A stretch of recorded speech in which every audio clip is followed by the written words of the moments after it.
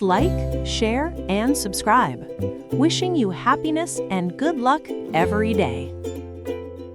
Welcome to The Explainer. Today we're diving into the core ideas from Morgan Housel's brilliant book, The Psychology of Money.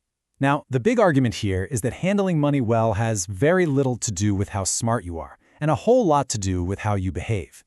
To really get what that means, let's start with a little puzzle. So, to get right to the heart of what this book is all about, let's think about this. Imagine two people. One is a top executive, MBA from Harvard, the whole deal. The other is a lifelong janitor. Now, who do you think ends up wealthier? The answer is probably not what you'd expect. And that puzzle brings us right to our first huge idea, which is perfectly illustrated by the surprising and very real stories of two men. I mean, just look at this contrast. It's incredible. On one side, you have Ronald Read, a janitor and gas station attendant who lived a simple life, saved what he could, and just patiently invested in solid blue-chip companies. When he died, people were shocked to find out he'd amassed an $8 million fortune. Then you've got Richard Fiscone, Harvard-educated, a top exec at Merrill Lynch who borrowed a ton of money to fund this huge, extravagant lifestyle. When the 2008 financial crisis hit, poof, he went bankrupt. So what's the big takeaway here? It's that your financial success has way less to do with what's on your diploma and a lot more to do with your conduct. Ronald Read had the right behavior, Richard Fiscone didn't. And that's really the whole point of the psychology of money. It's a soft skill, not some hard science full of complex formulas.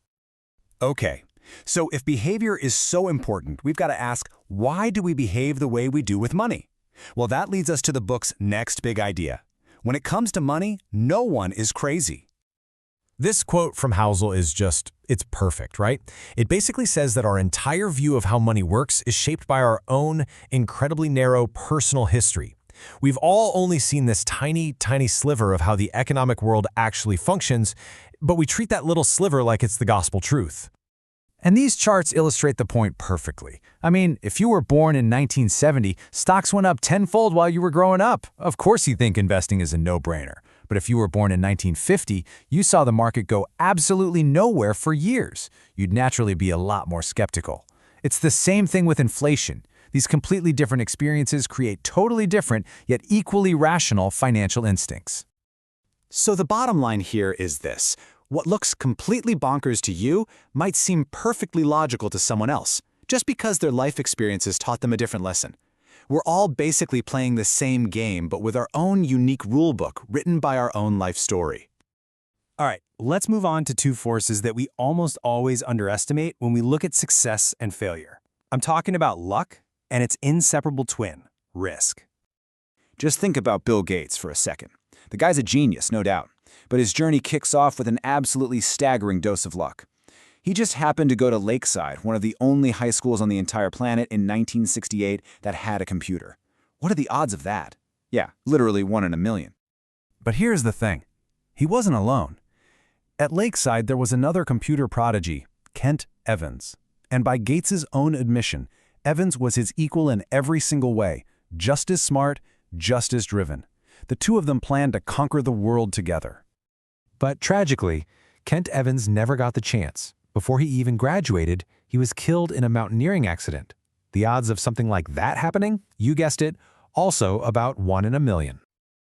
So you see, these two stories powerfully show us that luck and risk are really just two sides of the exact same coin. They're the same force, just pointing in opposite directions. For every Bill Gates, there's a Kent Evans out there whose incredible story was cut short by the dark side of chance. It's a huge reminder that our outcomes are never 100% our own doing. So what happens when someone who's had incredible success fails to appreciate the role that luck played? Well, they can fall into this incredibly dangerous trap, the insatiable hunger for more, and the total inability to know when they actually have enough. This simple exchange just says it all. At a fancy party, the author Kurt Vonnegut told his friend Joseph Heller that their billionaire host had made more money in a single day than Heller had earned from his famous novel Catch-22 in its entire history. And Heller's response was just perfect. He said, "Yes, but I have something he will never have. Enough." And you see this play out in real life with these classic, tragic, cautionary tales. Rajat Gupta was the CEO of McKinsey, worth $100 million. But he wanted to be a billionaire. So he got into insider trading, totally destroyed his reputation, and ended up in prison. And Bernie Madoff, He already had this hugely successful and totally legitimate business making millions a year. But it wasn't enough. He risked it all for that infamous Ponzi scheme. Warren Buffett, as usual, just nails it. He diagnosed their behavior perfectly. They risked the things they did have and absolutely did need, like their freedom, their reputation, for something they didn't have and didn't need, which was even more money. It's just a fool's bargain. So what can we learn from this? Well, there are 4 really crucial takeaways. First off, the hardest but most important financial skill is getting the goalpost to stop moving. Second, comparing yourself to others is a battle you just can't win. The only way to win is to refuse to play. Third, enough doesn't mean you're settling for too little. It's the point where you protect yourself from making a decision you'll regret forever. And finally, some things, like your reputation, your freedom, your family, are simply priceless. They are never worth risking for more money. Okay, let's bring this all home. We can take all these powerful ideas and boil them down into a simple framework that can fundamentally shift how you think and act with your money. Here it is. Step 1. Prioritize your behavior over your intellect. How you act is way more important than what you know. Step 2. Acknowledge your lens. Remember that everyone, including you, sees the world through a tiny, powerful, and incomplete filter. Step 3. Respect luck and risk. Just accept that they play a massive role in every outcome. And finally, Step 4. Define what enough means to you. That's the only way to get those goalposts to finally stop moving. So I'll leave you with this question to chew on. Based on everything we've talked about today, that behavior is king, that no one is crazy, and that knowing when to stop is a superpower, what's one small financial behavior you could change, starting right now, that could have the biggest long-term impact on your life? Welcome to The Explainer. You know, we're about to jump into this really fascinating idea that when it comes to financial success, how smart you are matters a whole lot less than how you act. All right, so to really get this, we've got to start with a story. And trust me, this one is a doozy. It's about a tech genius who did something almost too wild to be true. So this guy, he was an absolute genius, okay? He literally designed key parts of the Wi-Fi routers we all use. But, and this is where it gets weird, he had this habit of doing things like taking thousands of dollars in solid gold coins and just throwing them into the ocean for fun, like skipping stones. And yeah, maybe it's not a huge shocker, but years later, I found out he went totally broke. He lost everything. Which really brings up a massive question, right? How can someone so brilliant be such an absolute disaster with money? To really drive this point home, let's look at an even crazier story. It's a tale of 2 guys who are polar opposites. Okay, so in one corner, you've got Ronald Reed. He was a janitor and a gas station attendant in rural Vermont. And in the other corner, Richard Fuscone, a high-flying Merrill Lynch executive with an MBA from Harvard. I mean, you can't get more different than that.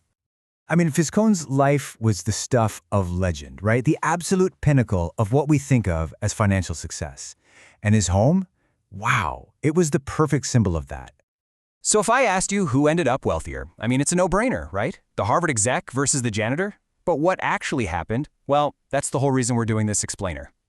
Well, it turns out that huge, massive gap in their education, in their experience, it was basically wiped out by something so much simpler. It all came down to their behavior. See, what Fuscone did was borrow a lot. He borrowed heavily to keep that lavish lifestyle going, which happens when your ego gets tangled up with your spending. And then, bam, the 2008 financial crisis hits and his whole world just crumbles. That huge mansion, gone, sold off in a foreclosure auction. And then you have Ronald Reed. His approach, it couldn't have been more different. No flash, no glamour, just humility and an unbelievable amount of consistency. He saved what he could, which wasn't much, put it into solid blue-chip stocks, and then did the one thing most of us find almost impossible. He just waited. And that right there, that number, is the punchline. When Ronald Reed passed away at age 92, this quiet, unassuming janitor who swept floors for a living had secretly built a fortune of over $8 million. Just incredible. And that really gets to the heart of it, doesn't it? The big idea here is that doing well with money isn't like rocket science. It's a soft skill. How you behave is so much more important than what's on your diploma. Yeah, this whole story of Ronald and Richard, it just proves we've been looking at money all wrong. We're taught to think about finance like it's physics, right? full of hard rules, formulas, and unbreakable laws. But it's not. It's so much more like psychology. Messy, emotional, full of nuance, and totally unpredictable. Because, well, humans are involved. And think about this for a second. It's really fascinating. Finance is one of the only areas in life where a total newcomer can actually beat a highly trained expert. You're never going to see a janitor do a better heart transplant than a surgeon, right? But with investing, it happens, all because of emotional discipline and a whole lot of patience. Okay, so what's the takeaway here for you? What's the actual lesson we can pull from these insane stories?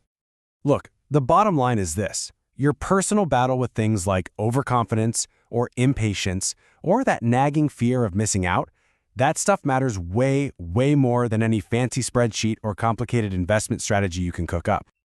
You know, Voltaire had this great quote, and it just hits the nail on the head when it comes to money. Markets change, the economy zigs and zags, but us, humans, we pretty much stay the same. We keep falling into the same traps of greed and fear over and over again. So at the end of the day, the big question isn't what do you know? It's what do you do? It's not about how big your paycheck is, but how strong your patience is. So let me ask you, what kind of story is your behavior writing right now? You know, people do some pretty wild things with money, right? Things that make you stop and think, what on earth were they thinking? Well, the core idea we're going to dig into today is that actually, no one is crazy. We're going to unpack why your personal financial logic can seem completely bonkers to someone else and why theirs might seem just as strange to you. Okay, so to really get into this, let's kick things off with a classic example. A financial choice that, on the surface, just seems to make absolutely zero sense. And this is a big one. It just feels backwards, doesn't it? Why would the people with the least amount of money to spare spend it on something with odds so tiny they're basically a rounding error? And hey, we're not talking about a couple of bucks here and there. The average is over $400 a year. That's a serious chunk of change for anyone, but it's especially huge for a family on a really tight budget. And this is where the paradox really hits you. Think about it.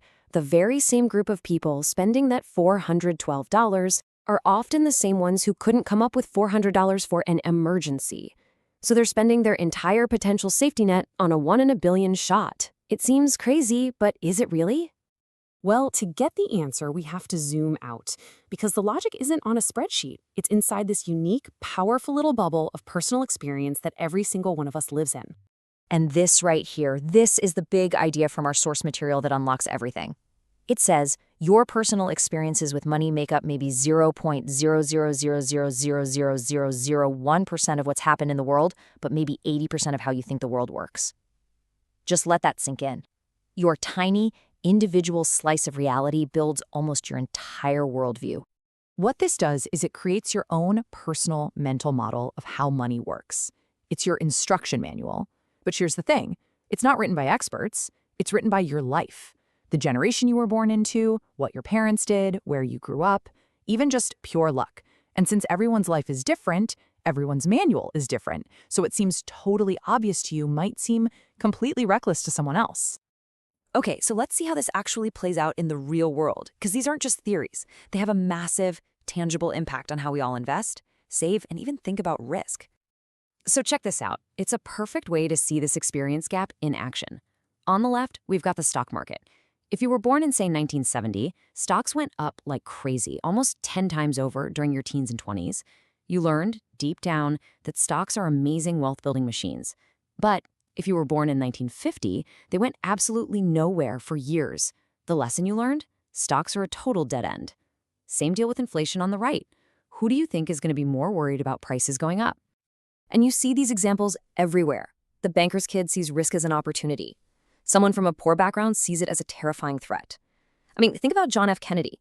He literally studied the Great Depression in a classroom at Harvard because his family actually got richer during it. At the exact same time, millions of people were having their lives completely destroyed. They lived through two totally different events, and you can bet their beliefs about money reflected that. And look, this isn't just some nice-sounding idea. It's backed by serious research. Economists found that how much risk we're willing to take with our money has way less to do with our IQ or our education, and a whole lot more to do with the dumb luck of the economy we happen to grow up in. It's baked right into us. But wait, there's another giant piece to this puzzle. It's not just that our personal experiences are so different. It's that the entire system of modern personal finance is, believe it or not, shockingly new. Just think about this for a second. The 401k, the absolute bedrock of American retirement, didn't even exist before 1978. The Roth IRA, that was born in 1998. If it were a person, it'd just be getting its career started. We have almost no long-term collective experience with these things. And just look at this. The whole idea of retiring, of just stopping work and living off what you've saved, is a completely new invention.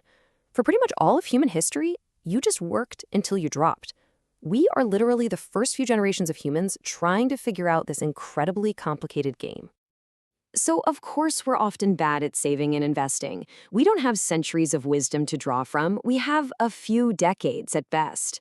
We're not crazy. We're all just beginners trying to figure out a brand new world with a rule book that was written by our own, totally unique life. Okay, so now that we have this framework, that our views are shaped by our own tiny, unique slice of history, and that we're all just newbies at this game, let's go all the way back to the beginning. Back to that lottery ticket puzzle. Let's try to step into the shoes of that lottery ticket buyer for a second. The thinking might go something like this.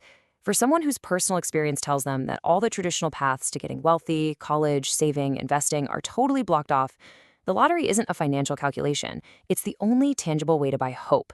It's paying for the right to dream of a different life. And suddenly, that crazy decision has this deep emotional logic that a spreadsheet could never, ever capture. So, what's the big takeaway here? It's that everyone is out there playing a different game with a different set of rules that they learned from a life you've never lived.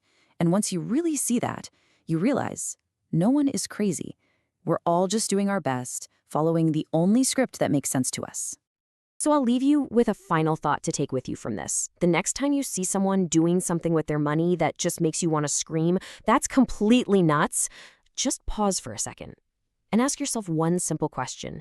Because asking that question, well, that's the first step away from judgment and towards a much deeper, more empathetic, and honestly, a more accurate understanding of the wild, emotional, and complicated world of money. All right, let's jump right in. We love to celebrate success as this pure product of grit and genius, right? And we usually write off failure as just, well, a result of bad decisions.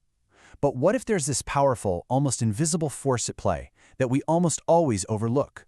Today, we are digging into the tangled, fascinating roles of luck and risk. The best way to think about it is like this. Luck and risk are siblings. They're basically the reality that every single outcome in life is guided by forces way beyond just our own individual effort. They are two sides of the exact same coin, and honestly, you can't believe in one without having a deep respect for the other. And that really brings us to the core theme for this whole explainer, a fantastic quote from Scott Galloway. Nothing is as good or as bad as it seems. This idea is absolutely crucial when we judge success and failure, not just in other people, but in ourselves too. Now, to really get a grip on this, a concept isn't enough. We need a story. So let's dive into a tale of two best friends, a couple of computer prodigies whose lives were shaped by the very same powerful force, just pushing them in completely opposite directions. So meet Bill Gates and Kent Evans. Back in the late 1960s, these two were inseparable. They were best friends at a place called Lakeside School in Seattle. Both were just brilliant, both were completely obsessed with computers, and they shared this massive ambition. By all accounts, they were on the exact same rocket ship to success. So here's where it gets really wild. We have to talk about the unbelievable stroke of luck that set the stage for Bill Gates' future. I mean, just how improbable was the opportunity he got? The numbers are genuinely going to blow your mind. Okay, get this. In 1968, there were about 303 million high school-age people in the entire world.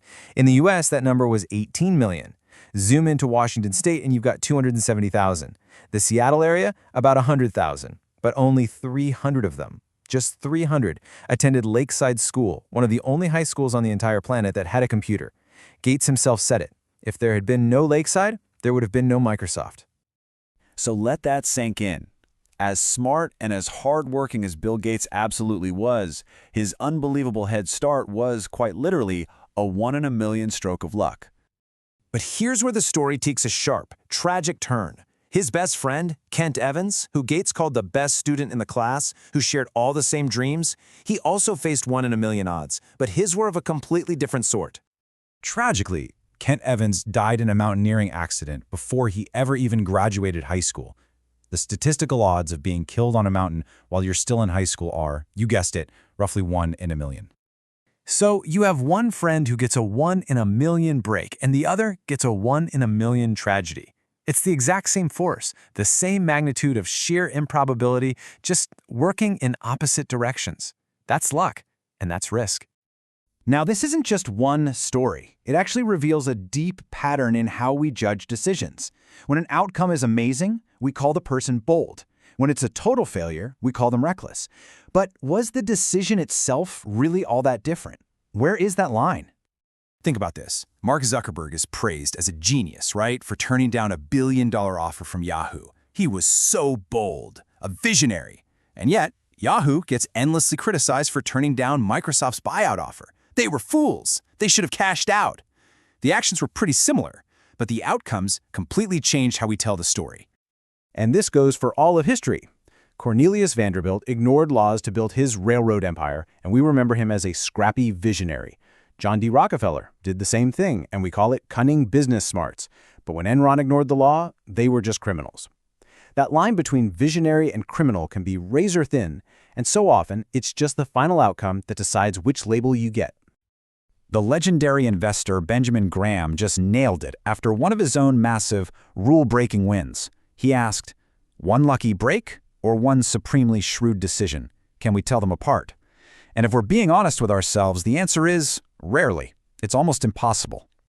So, if it's that hard to separate skill from luck, how in the world are we supposed to learn from the successes and failures of other people? Well, the key is to shift our focus. We need to start studying broad patterns, not just specific extreme individuals.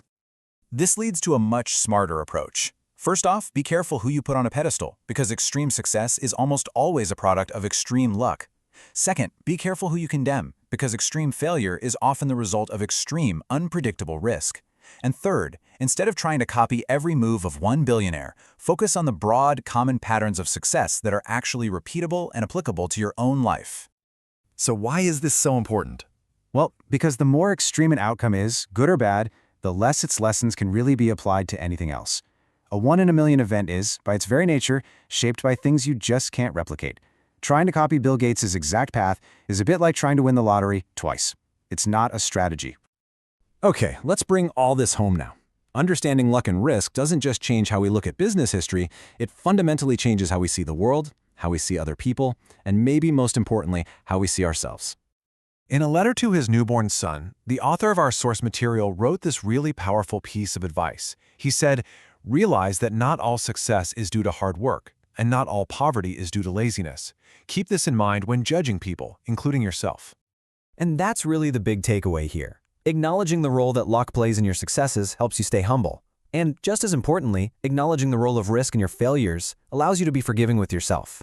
To understand that a bad outcome doesn't always mean you made a bad decision. Which brings us right back to where we started. Nothing is as good or as bad as it seems. Success isn't always proof of genius, and failure isn't always a sign of incompetence. They're both just points on a huge spectrum, and they are so heavily influenced by these invisible, powerful, and kind of humbling forces of luck and risk. So the next time you look at a big success or a big failure, just ask yourself, how much of this story am I really not seeing? Have you ever just stopped and wondered why some people who seem to have it all, we're talking unbelievable wealth, power, prestige, still risk everything just to get more? It's a crazy paradox, right? And it really gets to the heart of our strange relationship with money. So let's dive into this whole idea of never enough. There's this great story about a party on some billionaire's private island. The author Kurt Vonnegut turns to his buddy, the novelist Joseph Heller, and points out that their host, the billionaire, had made more money in a single day than Heller had ever earned from his classic book, Catch-22. Just think about that for a second. And Heller's response? It's just perfect. He says, yes, but I have something he will never have. Enough. That one little word, enough. That's the whole secret, isn't it? It's this type of wealth that you just can't buy. And forgetting about it, well, that can lead to total disaster. So, what's the secret to knowing when you have enough? One of the best ways to really get it, to understand its value, is to see what happens when people completely lose sight of it. Let's look at a couple of cautionary tales about men who had everything, and still, it wasn't enough. These guys reached the absolute peak of success, the very top, only to throw it all away, chasing after more. Let's kick things off with a guy named Rajat Gupta. His life story, it's honestly the stuff of legends. He started with nothing, literally nothing, and climbed all the way to the top of the corporate ladder. Just try to picture this. He was orphaned as a teenager in Calcutta. You know how they say some people are born on third base? Gupta couldn't even see the ballpark. His beginnings make what he achieved later just that much more incredible. And what achievements they were. By the time he was in his mid-40s, he was the CEO of McKinsey. That's pretty much the most prestigious consulting firm on the entire planet. He was working with Bill Gates, sitting on all these major corporate boards. The guy was a giant in the business world. By 2008, his personal net worth was a cool $100 million. To put that in perspective, with just a modest 5% return, that kind of money makes you almost $600 an hour, every single hour of every single day. He had it all. So this is the big question, right? Why? Why would a man who had already won the game risk everything? Well, from what everyone says, the answer is kind of shocking. He didn't just want to be a millionaire. He was on the board of Goldman Sachs, surrounded by billionaires, and he desperately, desperately wanted to be in their club. And that brings us to another name you probably know, Bernie Madoff. His case is almost more baffling. His legitimate business was a powerhouse, raking in tens of millions of dollars a year. He was already incredibly rich, respected, powerful. But nope, wasn't enough. He built the biggest Ponzi scheme in history, right on top of all that success. Just like Gupta, he'd already crossed the finish line, but he just kept running, risking everything for a more that he absolutely did not need. Warren Buffett really hit the nail on the head. He said they risked what they had and needed, the reputation, their freedom, for something they didn't have and didn't need, even more money. And that, at the end of the day, is just plain foolish. So what on earth drives this kind of crazy behavior? Well, the answer lies in a game that is literally impossible to win. The game of social comparison. Think of it like a ladder that just goes up and up forever with no top rung. What's so wild when you look at it this way is just how absurd it all is. A rookie baseball player making $500,000 a year? By any normal standard, that's rich. But then he looks up at a superstar like Mike Trout making $36 million, and suddenly he feels poor. But then Trout, he looks at the top hedge fund guys pulling it over $700 million a year. And they look at Warren Buffett, who looks at Jeff Bezos. You see, the ceiling just keeps getting higher and higher. It's so high that basically no one ever feels like they've reached the top. So how do you win a game you can't win? It reminds me of what a wise old casino dealer once said, the only way to win in Vegas is to turn around and walk out the second you walk in. And that's the point, isn't it? The only way to win the social comparison game is to refuse to play. Okay, so if the game's unwinnable, what do? This brings us to the actual solution here. You have to find your enough. It's all about you consciously drawing your own finish line instead of letting the world constantly move the goalposts on you. So here are the big lessons to take away from all this. First, the hardest but most crucial skill in finance is just getting those goalposts to stop moving. Second, you have to recognize that comparing yourself to others is the real enemy here. It's the thief of joy. Third, understanding that enough isn't about being lazy or settling for too little. It's about realizing that always wanting more just leads to regret. And finally, and this is so important, some things are just never, ever worth risking. Let's be really clear about what those things are. First up, your reputation. It's invaluable. It can take a whole lifetime to build and just a few seconds to completely obliterate. Gupta and Madoff, theirs is gone forever. Next, your freedom. It's priceless. The ability to control your own time, to do what you want when you want, that is the greatest thing money can buy. And they traded that freedom for a jail cell. Your family and friends, they are irreplaceable. Being loved by the people you want to love you, that's the real measure of wealth, isn't it? It's something their greed just shattered. And finally, your happiness. This one is totally non-negotiable. The best way to protect all of these priceless things, your reputation, your freedom, your loved ones, your happiness, is to know when you have enough and to stop taking stupid risks that could destroy them. So I'll just leave you with this one question to think about. At the end of the day, it's not about how much money you can pile up. It's about what really, truly matters to you. So what's your definition of enough? And what are you absolutely, under any circumstances, not willing to risk? Okay, so let's get right into it. Today, we're talking about a concept you hear all the time, compounding. It sounds simple, right? But what if I told you our brains are, well, just not wired to understand how incredibly, absurdly powerful it really is? All right, to kick things off, here's a statistic about Warren Buffett that just sounds wrong. His net worth is a massive $84.5 billion. But get this, $81.5 billion of that came after his 65th birthday. Yeah, seriously, just let that roll around your head for a second. I mean, how can that even be true? It feels like a typo, right? The world's greatest investor makes 97% of his money when he's supposed to be retired? It just doesn't add up. And that is the mystery we're going to unravel today. So to figure this out, we're not going to be looking at spreadsheets or stock tickers. Nope. The answer, and you're going to have to trust me on this one, lies way, way back in time. We're talking the Ice Age. So first up, the secret of the ice. We're going to see how tiny, tiny changes could literally create a frozen planet. You know, for the longest time, scientists were just completely stumped by the ice ages. I mean, you see the evidence everywhere. Giant rocks moved hundreds of miles, huge valleys carved out of mountains. The amount of force needed to freeze the entire planet over and over again, it's just mind-boggling. They had to be asking themselves, what on earth could be powerful enough to do that? Well, the key insight came from a Serbian scientist, Milutin Milankovic. He figured out that over huge stretches of time, gravity causes these tiny, almost unnoticeable wobbles in Earth's orbit. And these wobbles change how much sun we get. But here's the thing. The change was so small, it just didn't seem like enough to trigger a global deep freeze. And this is where it gets really counterintuitive. Everyone thought, oh, an ice age must be caused by super cold winters. Makes sense, right? But that wasn't it at all. The real trigger was just having moderately cool summers. And boom, that's the magic. That's the compounding. It's literally a snowball effect. See, it all starts when one cool summer doesn't melt all of last winter's snow. Now you've got a little base layer. The next year, it's easier for more snow to pile up on top of that. And that growing white patch, it starts reflecting sunlight back into space, which cools the whole area down, which means, you guessed it, even more snow sticks around.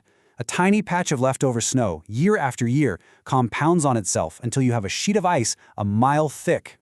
This quote from the glaciologist Gwen Schultz just nails it. It is not necessarily the amount of snow that causes ice sheets, but the fact that snow, however little, lasts. It wasn't about some massive epic blizzard. It was just about a little bit of snow that survived. It was consistency, not brute force, that literally reshaped the planet. All right, so let's take that incredible lesson and connect it right back to Warren Buffett, because believe it or not, it's the exact same principle at play. Okay, so here's the headline number again. Warren Buffett's total net worth, $84.5 billion. And here's the part that still just breaks my brain. The overwhelming majority of that money, $81.5 billion, showed up after his 65th birthday. It's like that little patch of snow we talked about suddenly becoming a glacier overnight. Okay, let's play a what-if game for a second. Let's say Buffett had a more normal career. He still gets those amazing 22% annual returns, but he starts at 30 and he cashes out at 60 to, play some golf. What would he be worth? The answer? Just under $12 million. Not $84 billion. $12 million. That's 99.9% less. The only thing we changed was the amount of time. That's it. That's the whole ballgame right there. And check this out. Buffett isn't even the best investor out there if you're just looking at yearly returns. This guy, Jim Simons, he's a math genius. He's returned an insane 66% a year. That's 3 times better than Buffett. But he's worth about 75% less. And why? Simple. He didn't really get going until he was 50. He just had way less time for that magic to compound. So here's the big takeaway. Warren Buffett is a fantastic investor. Absolutely. But his secret, his real superpower, it's time. He just started when he was a kid and never stopped. All right, so if this is so simple, why is it so hard for us to really get it? Why does it feel so weird? Well, it's because our brains have a huge blind spot. We are wired to think in straight lines, but the world of compounding works on an explosive curve. Let me show you what I mean. If I ask you, what's 8 plus 8 plus 8 9 times, you could probably figure that out in your head. 72, no problem. But what if I ask you, what's 8 times 8 times 8 9 times? The answer is over 134 million. Our brains just can't make that jump intuitively. That's the massive gap between linear and exponential. And you see this pattern all over the place. Think about data storage. Back in the 50s, a hard drive held maybe a few megabytes. Even in the 90s, it was a few hundred. And then it just went vertical. The growth curve looks like a hockey stick. It just exploded. And look, this fools everyone, even certified geniuses. Back in 2004, when Gmail came out with a whole gigabyte of storage, which was huge then, Bill Gates himself apparently wondered why on earth anyone would ever need that much space for email. His brain, like all of ours, was stuck thinking in a straight line, and he couldn't see the exponential explosion that was right around the corner. Okay, so what does this all mean for you? Let's bring it all home with the ultimate strategy. Honestly, the best, most useful book on investing could be just 1 page long, and the title would be Shut Up and Wait. Because at the end of the day, that's what it all comes down to. The real goal isn't to get the highest possible returns every single year. I mean, those are usually just one-off lucky shots you can't repeat. No, the real secret is to earn pretty good returns that you can actually stick with for the longest time you possibly can, because that's when you let compounding really go wild. So I'll just leave you with this one question. Take a look at your own approach. Are you spending all your energy searching for the highest, fastest returns, or are you focused on building yourself the longest possible runway so that the quiet, unstoppable power of time can do all the heavy lifting for you? All right, let's talk about something that's kind of counterintuitive. We spend so much time thinking about how to get wealthy. But what if I told you the skills that make you rich are the exact opposite of the skills that keep you rich? It's a fascinating idea, and it's what we're digging into today. You know, it's a weird thought, right? There are a million books and videos on how to get wealthy, but it turns out there's really only one way to stay wealthy, and it boils down to 2 things you probably wouldn't guess: being a little frugal and being a lot paranoid. I mean, this quote just completely flips the script on how we think about financial success. It suggests that good investing isn't about those big, flashy home runs or making brilliant decisions. Nope. It's about playing defense. It's about just not screwing up consistently, avoiding that one huge mistake that can wipe you clean off the map. So to really get a feel for this, let's jump in a time machine.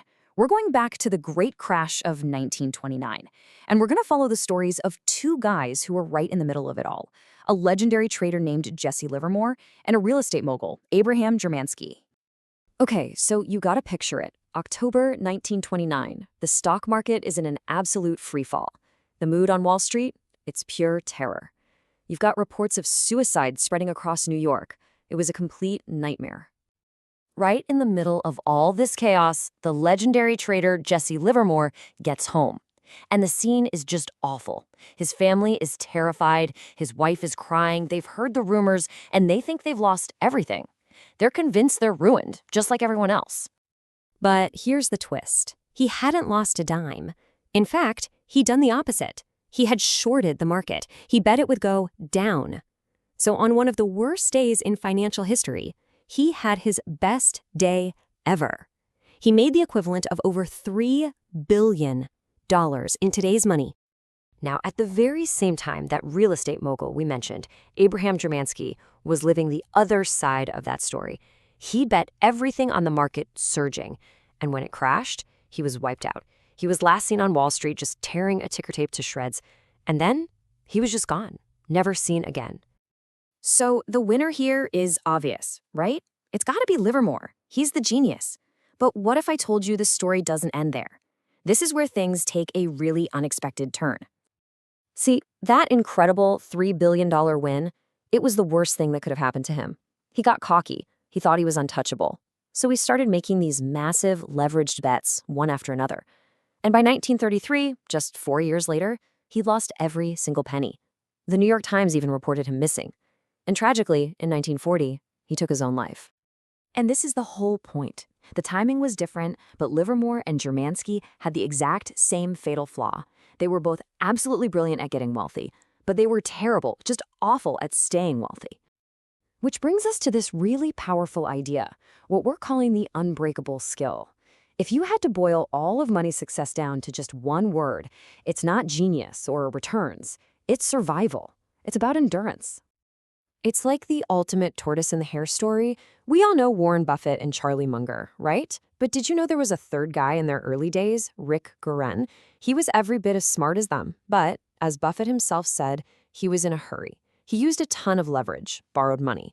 So when the market tanked in the mid-70s, he got wiped out. He was forced to sell his shares at the worst possible time. Buffett and Munger, they just survived, and that made all the difference. And that is the survival mindset in a nutshell. It's the ability to just stick around for a really long time without getting knocked out of the game. That single thing is what makes the biggest difference. It's not about chasing the highest returns. It's about making sure you're still playing the game year after year. Yeah, Nassim Taleb says it best. Having an edge and surviving are two different things. And the first one absolutely requires the second. You have to avoid ruin. Period, at all costs. Because if you get wiped out, your brilliant strategy means absolutely nothing. Okay, so that's the why. We get it. But what about the how? How do you actually apply this survival mindset? Well, it breaks down into 3 key pillars that you can actually use. All right, here they are. First, you gotta be unbreakable. Focus on durability, not just on chasing huge returns. Second, and this one is a biggie, you need to plan for failure. Assume your plan won't go according to plan. And third, embrace some nuance. Adopt what's called a barbelled personality. Let's dig into each of these. So, pillar number 1, be unbreakable. Think about the cash you have sitting on the sidelines. It's easy to look at it and think, it's only earning 1%. But you're looking at it all wrong. That cash isn't earning 1%. It's earning you the right to sleep at night and survive a nasty bear market without being forced to sell your stocks at rock bottom prices. That's an incredible return. Next up, plan for failure. Look, nobody's 20-year plan back in the year 2000 included any of this, right? 9/11, a massive housing bubble and bust, the 2008 financial crisis, a global pandemic. The world is unpredictable. So a good plan isn't about predicting the future. It's about having enough room for error so that when the unexpected does happen, and believe me, it will, you can take the hit and keep moving forward. And that leads us right into our third pillar, which is this really cool idea of having a barbelled personality. It's all about balancing optimism and paranoia. I know, it sounds like a total contradiction, but trust me, it's the key that holds this whole thing together.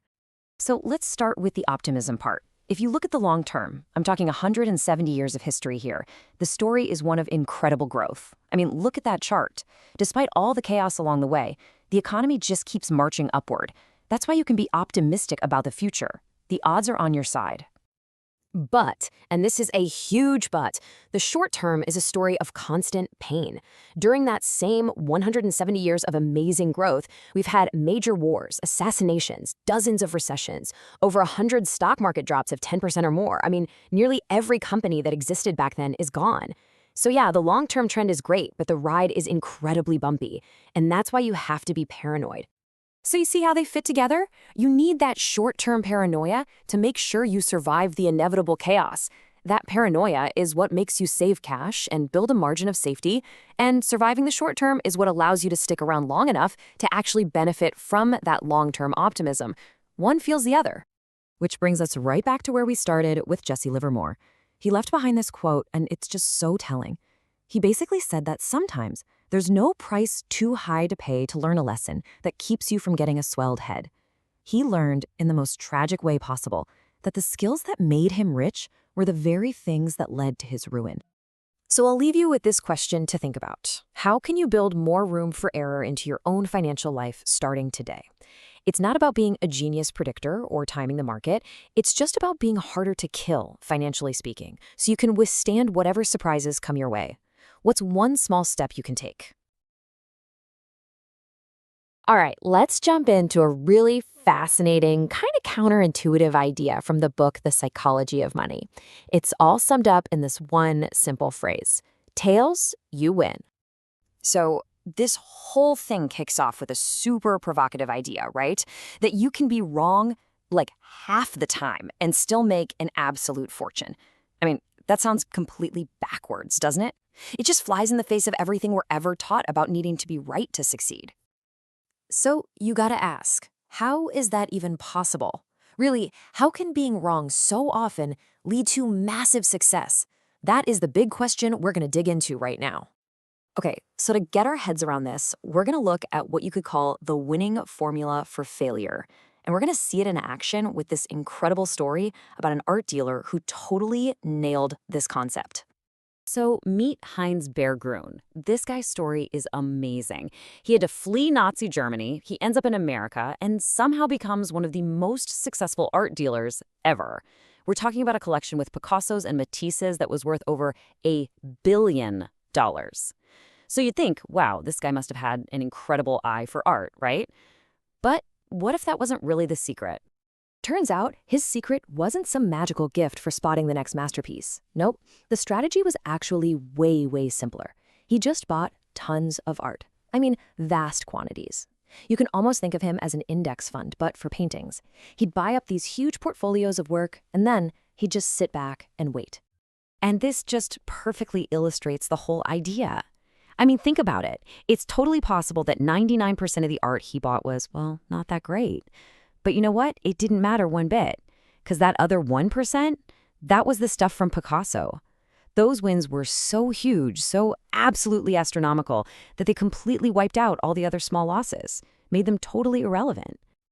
So what this all points to is a concept called a tail event. And we're about to see how this hidden power, this power of these rare outlier successes, is pretty much running the show in a lot more places than you think. Okay, so what is a long tail? Well, picture one of those bell curves, a distribution of outcomes. The tails are way out on the ends. This is where a super small number of events, the crazy outliers, end up accounting for almost all of the results. It's kind of like in baseball, right? It's that one grand slam that can be worth more than a dozen singles spread out over a month. A perfect, and I mean perfect example of this is Walt Disney. You know, for over a decade, his studio churned out more than 400 cartoons. And yeah, people liked them, but they lost a ton of money. His first studio actually went bankrupt. But then came 1938 and Snow White and the Seven Dwarfs. Just one movie. That single 83-minute film made so much money it paid off all the company's debts and funded a whole new studio. Talk about a massive tail event. It changed absolutely everything. You know, in some industries, this whole idea isn't some big secret. In venture capital, it's not just part of the model, it is the entire business model. VCs are not looking for a bunch of small wins, no way. They are laser focused on hunting for those one or two massive, game-changing tail events. And when you look at the data, it is just staggering. I mean, check this out. Data from Correlation Ventures looked at 21,000 investments. A full 65% of them lost money. Gone. Meanwhile, this tiny, tiny fraction, just half of 1%, is where you find the monster 50x returns. And those few massive home runs? They pay for every single strikeout, and then some. They generate pretty much all the profit for the whole industry. Okay, so venture capital is risky. We get it. But this is where things get really interesting. Let's pull back the curtain on the stock market's big secret.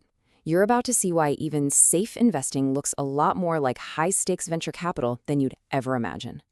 40%. Just let that number sink in. 40%. Between 1980 and 2014, 40% of all companies in the Russell 3000 index, that's a huge group of U.S. stocks, had what you'd call a catastrophic loss.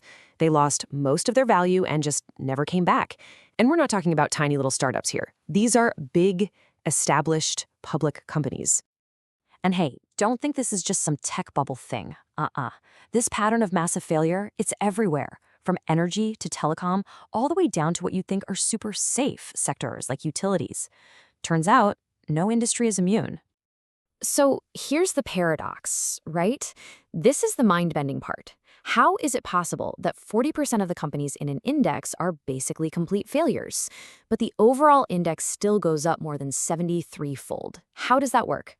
Well, you guessed it. The answer is tails. A tiny sliver, just 7% of the companies, were such massive, spectacular winners that they didn't just cover the losses from all the duds, they blew them out of the water. Okay, so knowing all of this, what does it actually mean for you, for me, for us? Well, this brings us to what might be the most critical point of all, your own behavior. Because it turns out that when you decide to act can be way more important than what you actually own. I love this quote. It's so good. Napoleon was asked to define a military genius, and his answer wasn't some guy with brilliant, complex strategies. No, he said it was the man who can do the average thing when all those around him are going crazy. And honestly, that is the absolute key to investing. And this simple example just makes it crystal clear. So picture 3 investors, right? You've got Sue, who just stays invested no matter what. Then there's Jim, who tries to get clever and sells during recessions. And then there's Tom, who does the same thing, but he panics and sells a little late. Well, the results? They're not even in the same ballpark. Sue, the one who just did the average thing and held on, she ends up with almost twice as much money as the other 2. Her entire advantage, all that extra wealth, came from how she behaved during a few really scary moments. And really, that is the huge takeaway here. Your lifetime returns, your success as an investor, it's probably not going to be decided during all those calm years when things are just cruising along. No, it's almost certainly going to come down to how you act during a handful of moments. Those moments of absolute terror when it feels like the world is ending and everyone else is freaking out. So let's tie this all together. It's really about learning to embrace the art of failure. It's about reframing how we think and realizing that the masters, the best of the best in any field, are wrong way, way more often than you'd ever guess. I mean, look at Jeff Bezos. When Amazon's Fire Phone was this epic, legendary flop, he didn't hide or apologize. He basically said, "You think that's a big failure? We're working on much bigger ones right now." He gets it. He knows that to find a monster success like AWS, you have to be willing to eat some massive failures. It's the same exact philosophy over at Netflix. Their CEO, Reed Hastings, once said something incredible. He said their hit ratio was too high. Think about that. He actively wanted more shows to get canceled because that would prove they were taking enough creative risks, the kind of risks you need to take to find the next Stranger Things, the next true game changer. And once you see this pattern, you see it everywhere. Comedian Chris Rock? He'll go to these tiny little clubs and test out jokes, fully expecting most of them to bomb, just so he can find the handful that will kill in a giant arena. And even the master, Warren Buffett, he's owned somewhere between 400 and 500 stocks in his life, but he's been very open that he made most of his money on just 10 of them. 10! Which brings us to the perfect way to wrap this all up with a quote from investor George Soros. He said, "It's not whether you're right or wrong that's important, but how much money you make when you're right, and how much you lose when you're wrong.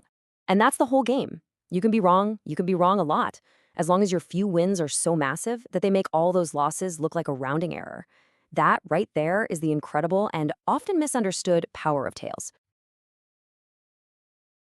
All right, let's jump right in. Today we're going to unpack one really powerful idea from Morgan Housel's The Psychology of Money. And honestly, it's an idea that could totally change the way you think about wealth, happiness, and what it even means to be free.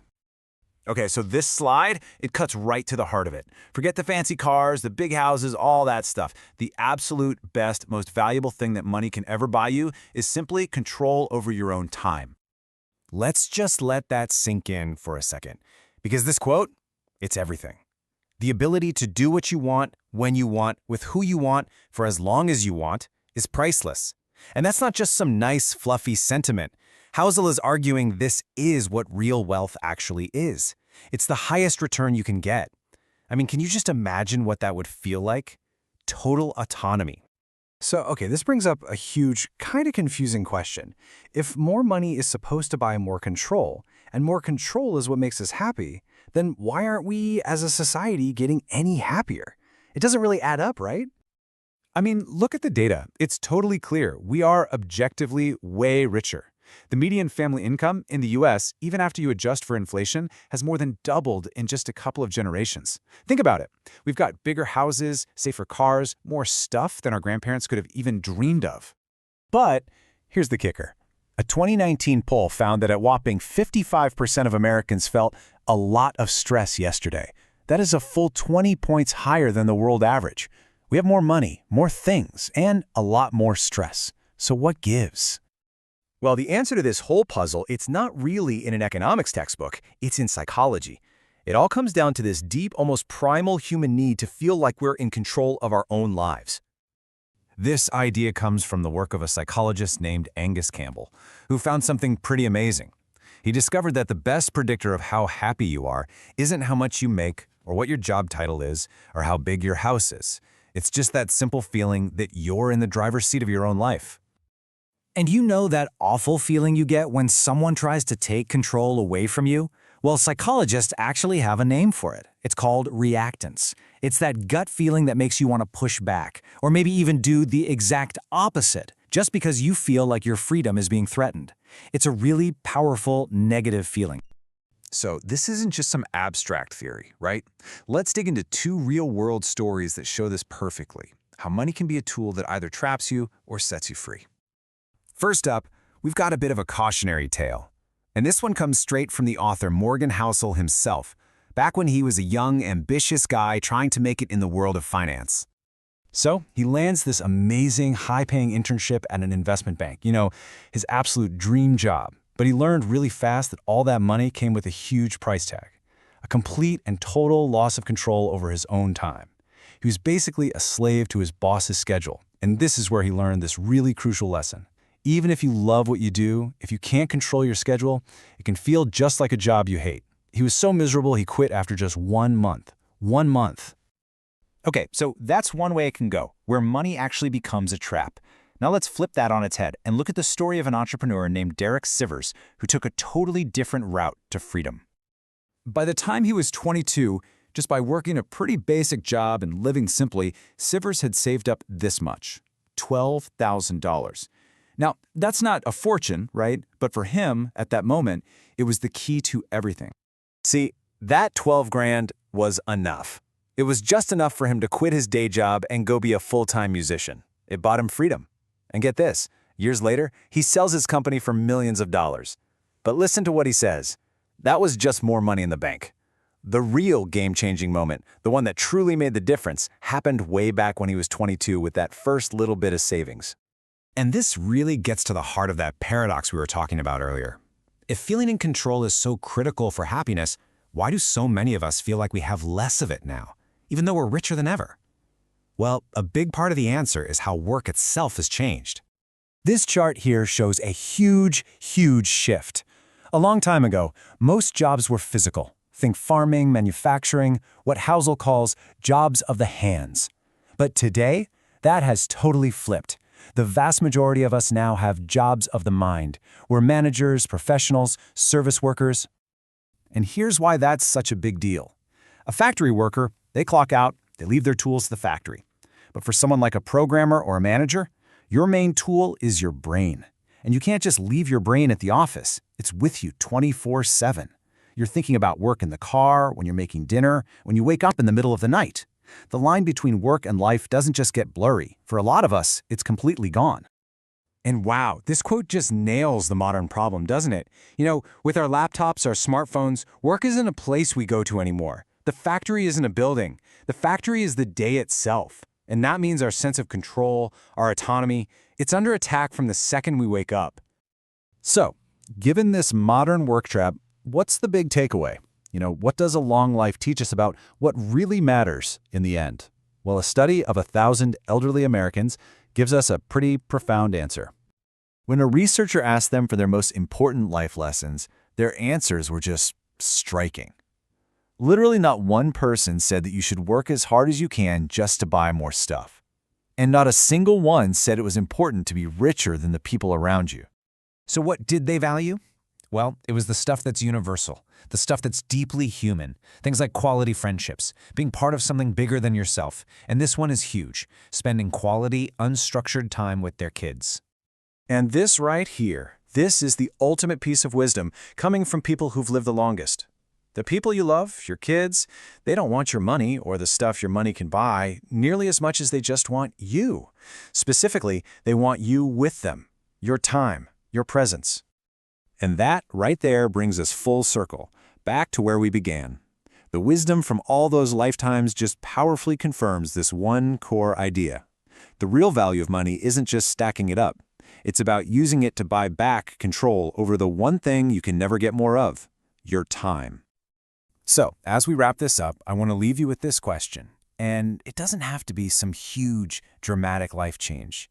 What's just one small thing you could do, maybe even this week, to use your money not to buy another thing, but to buy back just a little piece of your own time, a little piece of your freedom?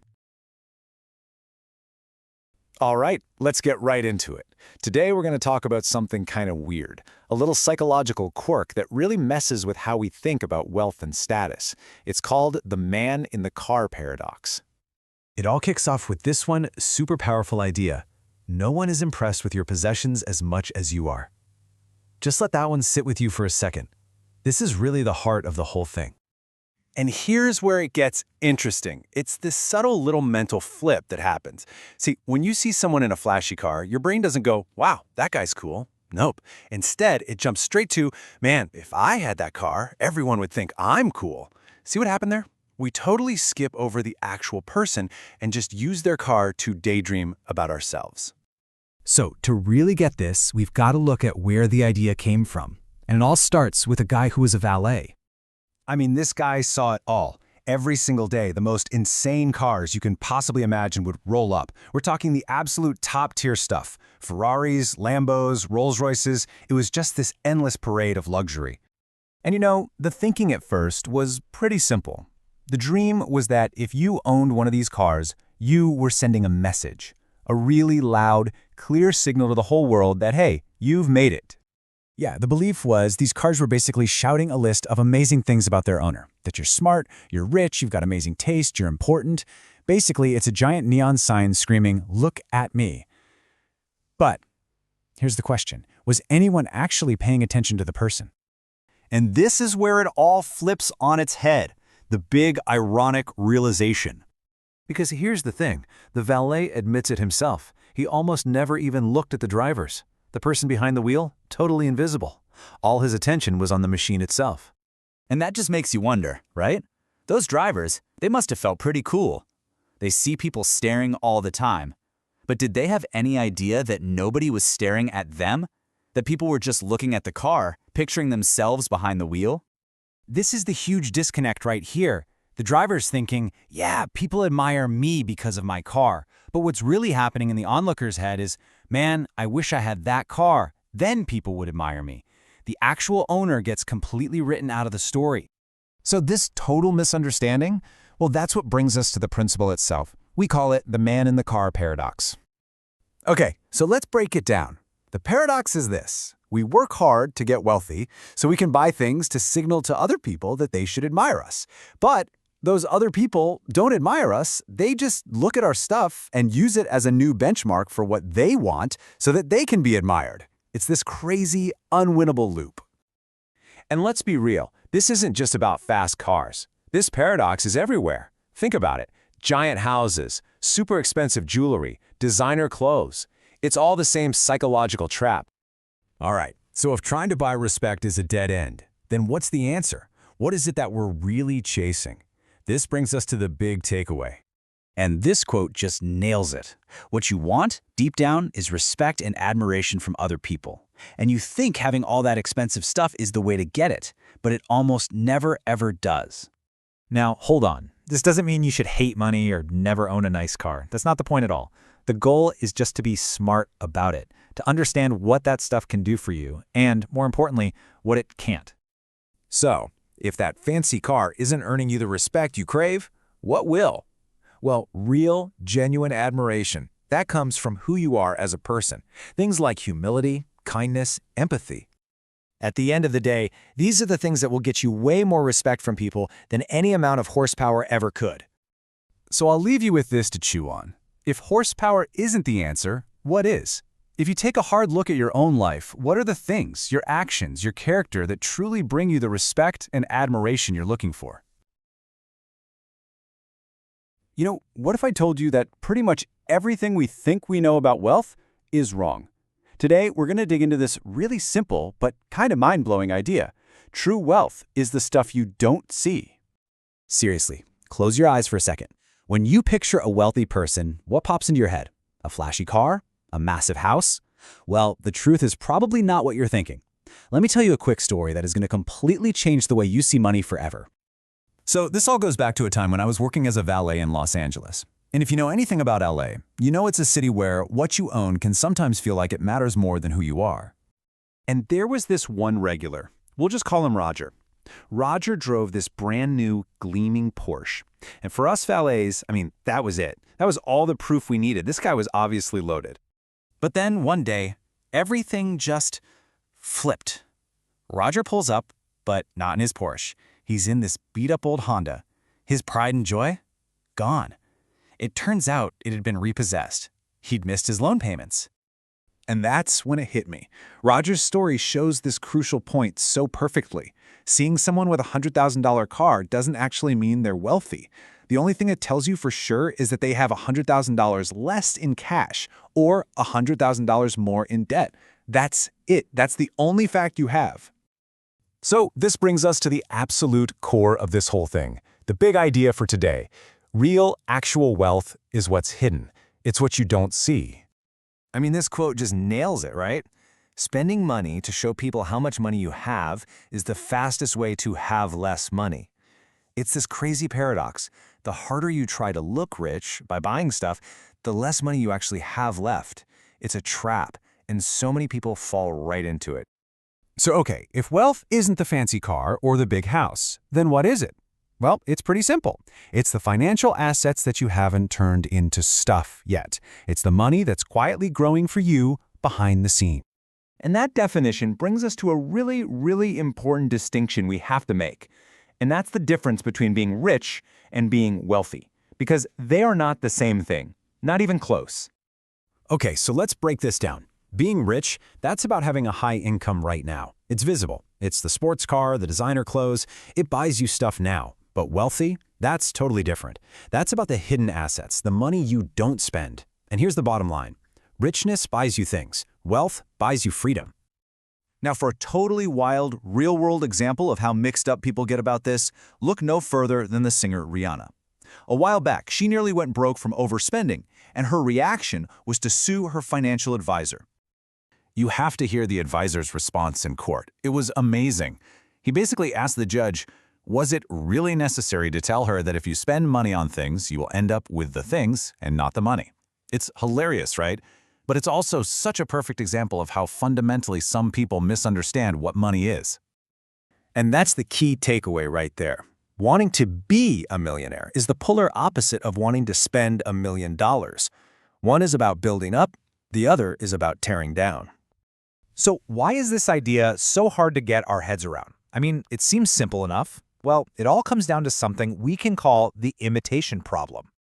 Think of it like this. Building wealth is a lot like getting in shape. The real work, the part that actually makes a difference, like eating a little less or resisting that second cookie, it's all invisible. Nobody sees that. They only see the results later on. They don't see the quiet, consistent discipline it took to get there. And this chart shows exactly how we can sabotage ourselves. You go to the gym, you do the hard work, you burn 300 calories, and then you reward yourself with a 600-calorie donut. You've completely wiped out your progress and then some. Overspending is that donut. It's the reward that can totally undo all the hard work of saving. Here's the thing about us humans. We are wired to learn by imitation. We see something, we copy it. That's how we learn to walk, to talk, to do almost everything. But how on earth are you supposed to imitate something that you can't even see? And that's why it's so hard to find truly wealthy role models. It's easy to see the cars rich people buy. It's impossible to see the index funds wealthy people are quietly investing in. Their success is literally hidden from view. Trying to get wealthy by copying rich people is like trying to become a great author by only looking at the covers of books. It just doesn't work. Okay, so what does this all mean for you and me? Let's bring it all home and talk about what our real financial goals should probably be. Because when you really get down to it, when you really think about it, what most of us are chasing isn't the stuff. It's not the fancy car. It's the freedom. It's the flexibility. It's having control over your own time. Being able to wake up and say, I'm going to do what I want to do today. That's what true wealth gives you. The source material for this explainer puts it so well. The world is filled with people who look modest but are actually wealthy, and people who look rich who live at the razor's edge of insolvency. It's just a powerful, powerful reminder that what you see is almost never the full story. So I just want to leave you with this one question to think about. Take a look at your own financial goals. Are they designed to make you look rich, or are they quietly, invisibly making you wealthy? Hey everyone, and welcome. Today, we're tackling a topic that, well, it seems so simple on the surface, right? Saving money. But what if I told you the biggest secret to saving has almost nothing to do with your income? We're going to dig into the psychology of it all and see why your mindset is, hands down, the most powerful tool in your financial toolbox. All right, let's just jump right in with this. Think about it. So much about money feels completely out of our control, doesn't it? The stock market, interest rates, it's a lot. But there's one thing, one single factor that you have total 100% control over, and that's your savings rate. And believe me, it might just be the only thing that truly matters when it comes to building real wealth. Okay, I know what you might be thinking. Save money? Do we really need a whole explainer on this? It's kind of obvious, right? And you know what? That's a totally fair question. But the answer, surprisingly, is yeah, we kind of do. Because this is really for anyone who finds themselves in one of two boats. First, there are the folks who think, I just don't make enough, saving is impossible for me. And then you've got the people on the other side who think, you know, I make pretty good money, I don't really need to worry about saving. If either of those thoughts have ever crossed your mind, you're going to want to stick around for this. All right, let's get into our first big secret here. It's all about the savings rate. And this is where we're going to completely flip the script on what most of us have been taught about building wealth. You know, we're all taught to focus on two things: making more money and getting incredible investment returns. That's the dream, right? But what if that's kind of wrong? The whole point here is that your savings rate, the simple percentage of your income you don't spend, is so much more important. And here's the kicker. It's the one thing you can actually do something about today. When you boil it all down, wealth is a super simple concept. It's not about complicated spreadsheets or risky investments. It's just the leftovers. It's what's left after you spend what you bring in. The bigger you can make that gap between earning and spending, the faster those leftovers pile up. That's it. That's the whole game. Okay, to really get a handle on this, let's look at it through a different lens. We're going to use a really cool analogy to talk about the power of efficiency. Or to put it another way, the incredible advantage of just needing less than you have. So let's take a little trip back in time to the 1970s oil crisis. The whole world was in a panic. Everyone thought we were about to run out of oil. And the math looked pretty scary, right? We were using more and more, and it looked like the wells were going to run dry. But we didn't run out, not even close. And a huge part of the reason is that we just got way more efficient with the energy we had. And get this is wild. A huge modern Chevy Suburban from 2019 actually gets better gas mileage than a regular old Ford Taurus sedan from 1989. Think about that. That's what efficiency can do. So when you look at how we grew our energy wealth, yeah, sure, we found more oil. Production went up by about 65% since back then. But look at the other side of the coin. Efficiency and conservation, they more than doubled what we were able to do with every drop of oil. It's not even a contest which one had a bigger impact. And here's the punchline. Finding more oil? That depends on stuff like geopolitics, geology, things that are completely out of your hands. But becoming more efficient, buying a lighter car, riding a bike, those are choices you can make. It's the exact same with money. Chasing big investment returns is like drilling for oil. It's uncertain. But being frugal, spending less, that has a 100% chance of working every single time. So the big takeaway is this. The moment you start powering your wealth with your own efficiency, your own savings, your destiny just gets a whole lot clearer. You're the one in the driver's seat. Okay, but if the math is so simple, if it's just spend less than you earn, why is it so ridiculously hard for so many of us?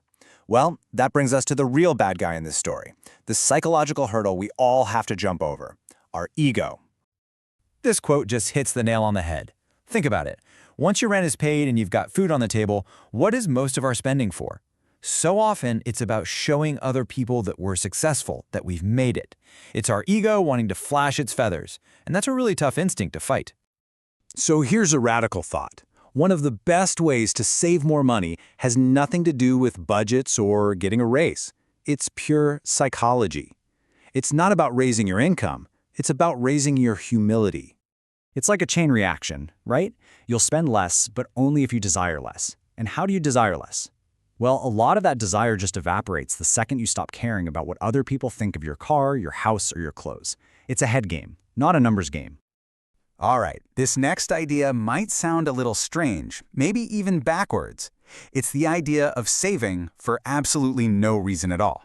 Yeah, you heard that right. The best goal for your savings might be to have no goal. Look, we're all programmed to save for something. A house, a car, retirement. And hey, those are important goals, no doubt. But if that's the only reason you save, you're missing out on the real superpower of savings. Because, let's be honest, life is messy. It's unpredictable. And this quote just says it all. Saving money with no specific goal is your hedge against a world that will, inevitably, throw a massive curveball at you when you least expect it. It's your defense system. And it's not just about playing defense.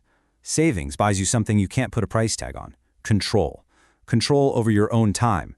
Every single dollar you save is like buying back a little piece of your future, a piece that won't belong to your boss, or a credit card bill, or some emergency. And that idea of control, of owning your own time, brings us to our last big point. And honestly, in the world we live in today, this might be the most important one. It's the idea that flexibility, that's the new definition of rich. It's the hidden benefit of wealth. Think about it like this. A generation or two ago, if you were the smartest person in your field, in your city, you had a massive edge. But now, we're all competing globally. You're up against millions of smart people. Raw intelligence has become a commodity. The real superpower now, the thing that gives you an actual edge, is flexibility. So what is this flexibility, this superpower that you literally buy with your savings? What does it actually give you? Well, it gives you the power to wait for a great opportunity instead of having to take the first one that comes along. It gives you the breathing room to learn a new skill if your job suddenly becomes obsolete. At the end of the day, it's the freedom to not be rushed by desperation. So I want to leave you with this one final thought. We're so used to thinking about what things our savings can buy us. A new phone, a bigger house. But maybe the better question is, what freedom could it buy you? What options could it open up? What kind of control over your own life could you have? Because that might be the best return on investment you could ever ask for. You know, when it comes to managing our money, we're always told to be rational, to make decisions like a computer, based purely on numbers and logic. But what if that's just the wrong way to look at it? What if being reasonable is actually way more effective than trying to be coldly rational?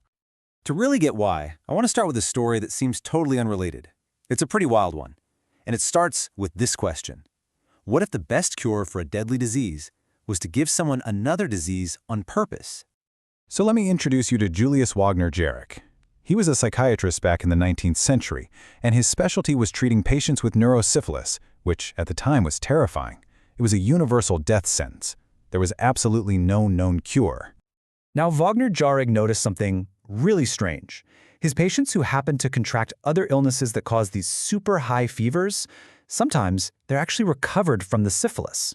So in 1917, he starts this absolutely radical experiment. He begins injecting his patients with malaria to deliberately give them those fevers. Can you imagine? It was so dangerous, but it worked. By the 1920s, he was seeing a 60% recovery rate, and in 1927, he actually won the Nobel Prize for it. And this is what made him so unique. It wasn't just that he saw a pattern. He had the sheer boldness to take that observation to its logical and frankly terrifying conclusion. He prescribed the symptom, the fever itself, as the cure. And this brings us right to the core idea. We know now that Wagner Jarek was right. Fevers are the body's natural, you could say, rational way to fight infection. So why do we immediately reach for medicine to stop something that's actively trying to help us? I mean, the science on this is crystal clear. Fevers literally turn on our immune system. A tiny 1-degree increase in your body temperature can slow down a virus's ability to replicate by a factor of 200. Study after study shows better outcomes for sick patients who actually run a fever. It's like a biological superpower. Which brings us right back to this central puzzle. If this is such a powerful, rational, and effective defense mechanism that evolution gave us, why is our first instinct, our cultural default, to just get rid of it as fast as possible? Well, the answer couldn't be simpler. It's because fevers feel awful. They hurt. And we human beings, we're just not built to endure pain if there's an easy way to make it stop. That's really it. And this contrast gets right to the heart of it all. The rational choice, based on pure biology, is to suffer through the fever to help your body heal faster. But the reasonable choice, the one that actually accounts for human pain and misery, is to take a pill to feel better right now. And that distinction, that's everything. Okay, so let's make the jump. What on earth does any of this have to do with your money? Well, it turns out this exact same dynamic, this tension between the rational and the reasonable, is one of the most important concepts in all of personal finance. Think about it. Academic finance is just obsessed with finding the perfect, mathematically optimal investment strategy. But in the real world, that's not what people actually want. We want a strategy that lets us sleep soundly at night, even if it's not perfect on some spreadsheet. And there's no better example of this than Harry Markowitz. This is the man who literally won a Nobel Prize for creating modern portfolio theory, the mathematical foundation of rational investing. So you'd think he'd follow his own models to the letter, right? Nope, not at all. When somebody asked him how he invested his own money, this is what he said. His goal wasn't to maximize his returns, it was to minimize my future regret. He was optimizing for an emotion. He was worried about that awful feeling of missing a huge rally or being fully invested in a crash, so he just split it 50-50. So the crucial point here is that his strategy wasn't based on his own complex formulas. It was based on what felt right and what would prevent him from making a panicked, emotional decision down the road. He was being perfectly reasonable. Okay, now let's look at the other extreme. A few years back, some researchers at Yale proposed a strategy that is purely rational. They argue that young investors should use 2-to-1 leverage. That means borrowing $2 for every $1 of your own money that you invest. And on paper, the math is just incredible. The study showed that following this strategy could boost your final retirement wealth by a staggering 90%. It's a rational path to being much, much richer. But, and it's a huge but, there's a catch.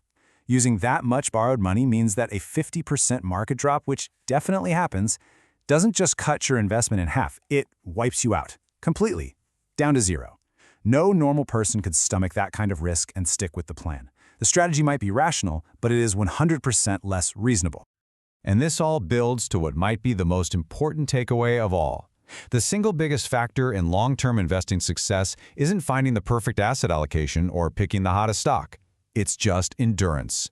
It's having a financial plan that you can actually stick with through thick and thin. This is why endurance matters so much. Look at this. If you invest for just 1 year, your historical odds of making money are about 68%, okay?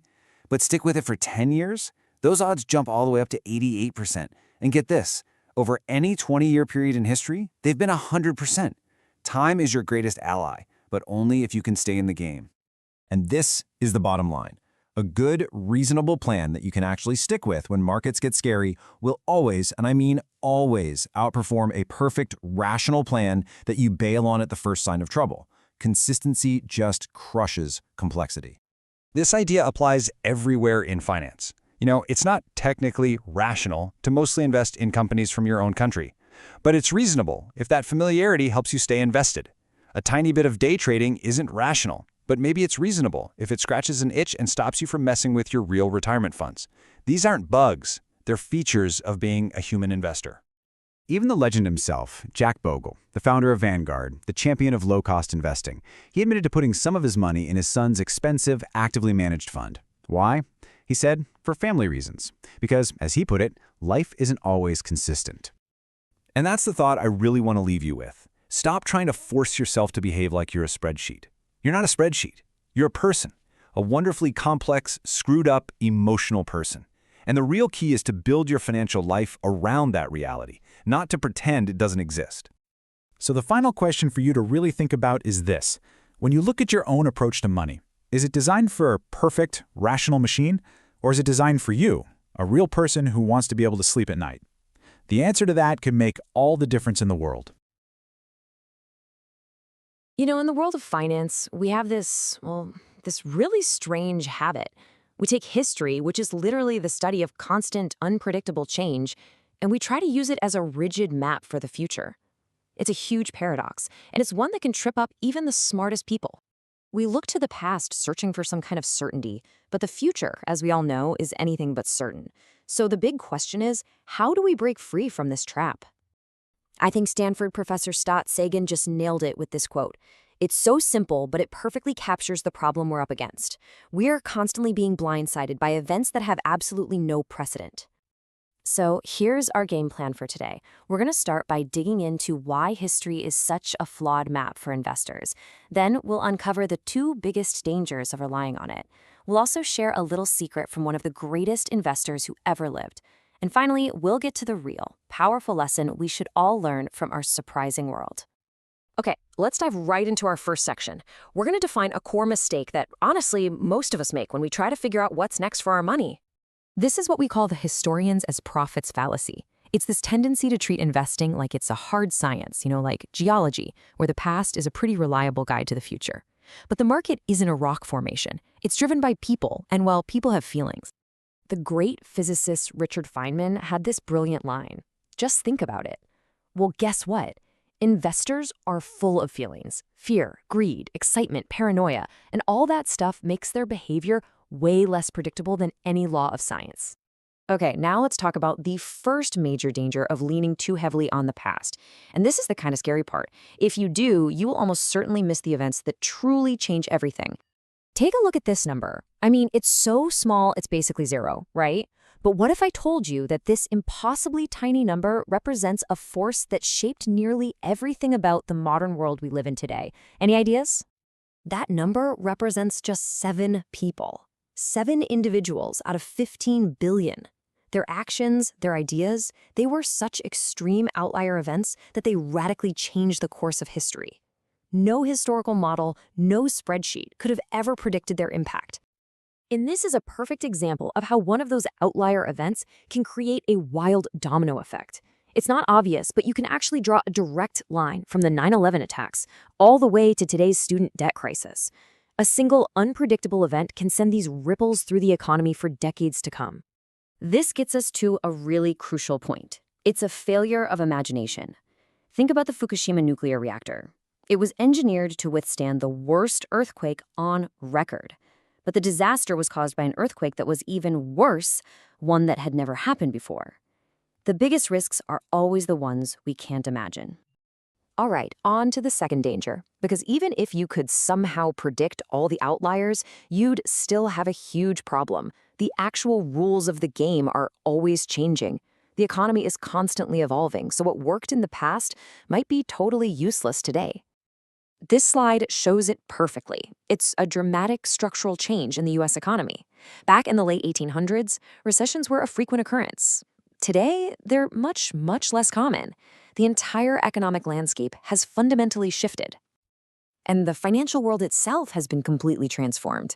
A generation or two ago, there was no venture capital industry to speak of. The 401k didn't exist. The S&P 500 didn't even include financial stocks until 1976. Using data from that era to invest today would be like using a map of ancient Rome to navigate New York City. It just wouldn't work. This all brings us to a really great story about one of the absolute legends of investing, Benjamin Graham. His own career proves why you constantly have to adapt to a changing world. Get this, even the father of value investing didn't believe in timeless, unchanging formulas. Benjamin Graham updated his own methods 5 different times, basically admitting that what worked in the 1930s was totally useless by the 1970s. And here it is, straight from the man himself. Shortly before he died, Graham admitted his famous methods were a product of their time.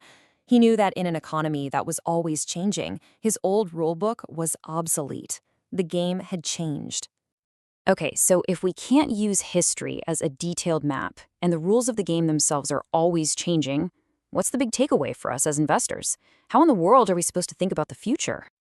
Now, I know what you might be thinking, but wait a second. Aren't the 4 most dangerous words in investing, "it's different this time"?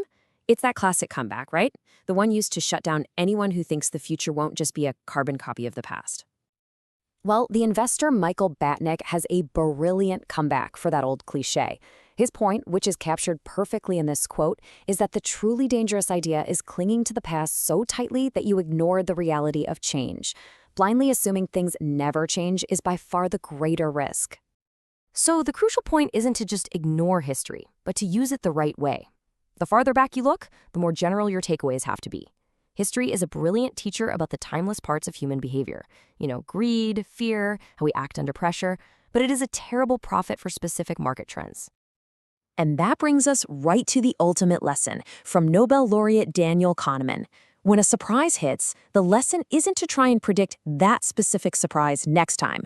The real lesson is to simply accept that the world will always, always be surprising. And that kind of humility might just be the most valuable investment advice there is. We spend so much of our lives making these big, detailed plans, right? For our jobs, our money, our futures. But what if I told you the single most important part of any plan is planning for it to fail? It sounds kind of backward, I know, but today we're going to dig into the incredible power of building in some room for error. And this, right here, this is the whole idea in a nutshell.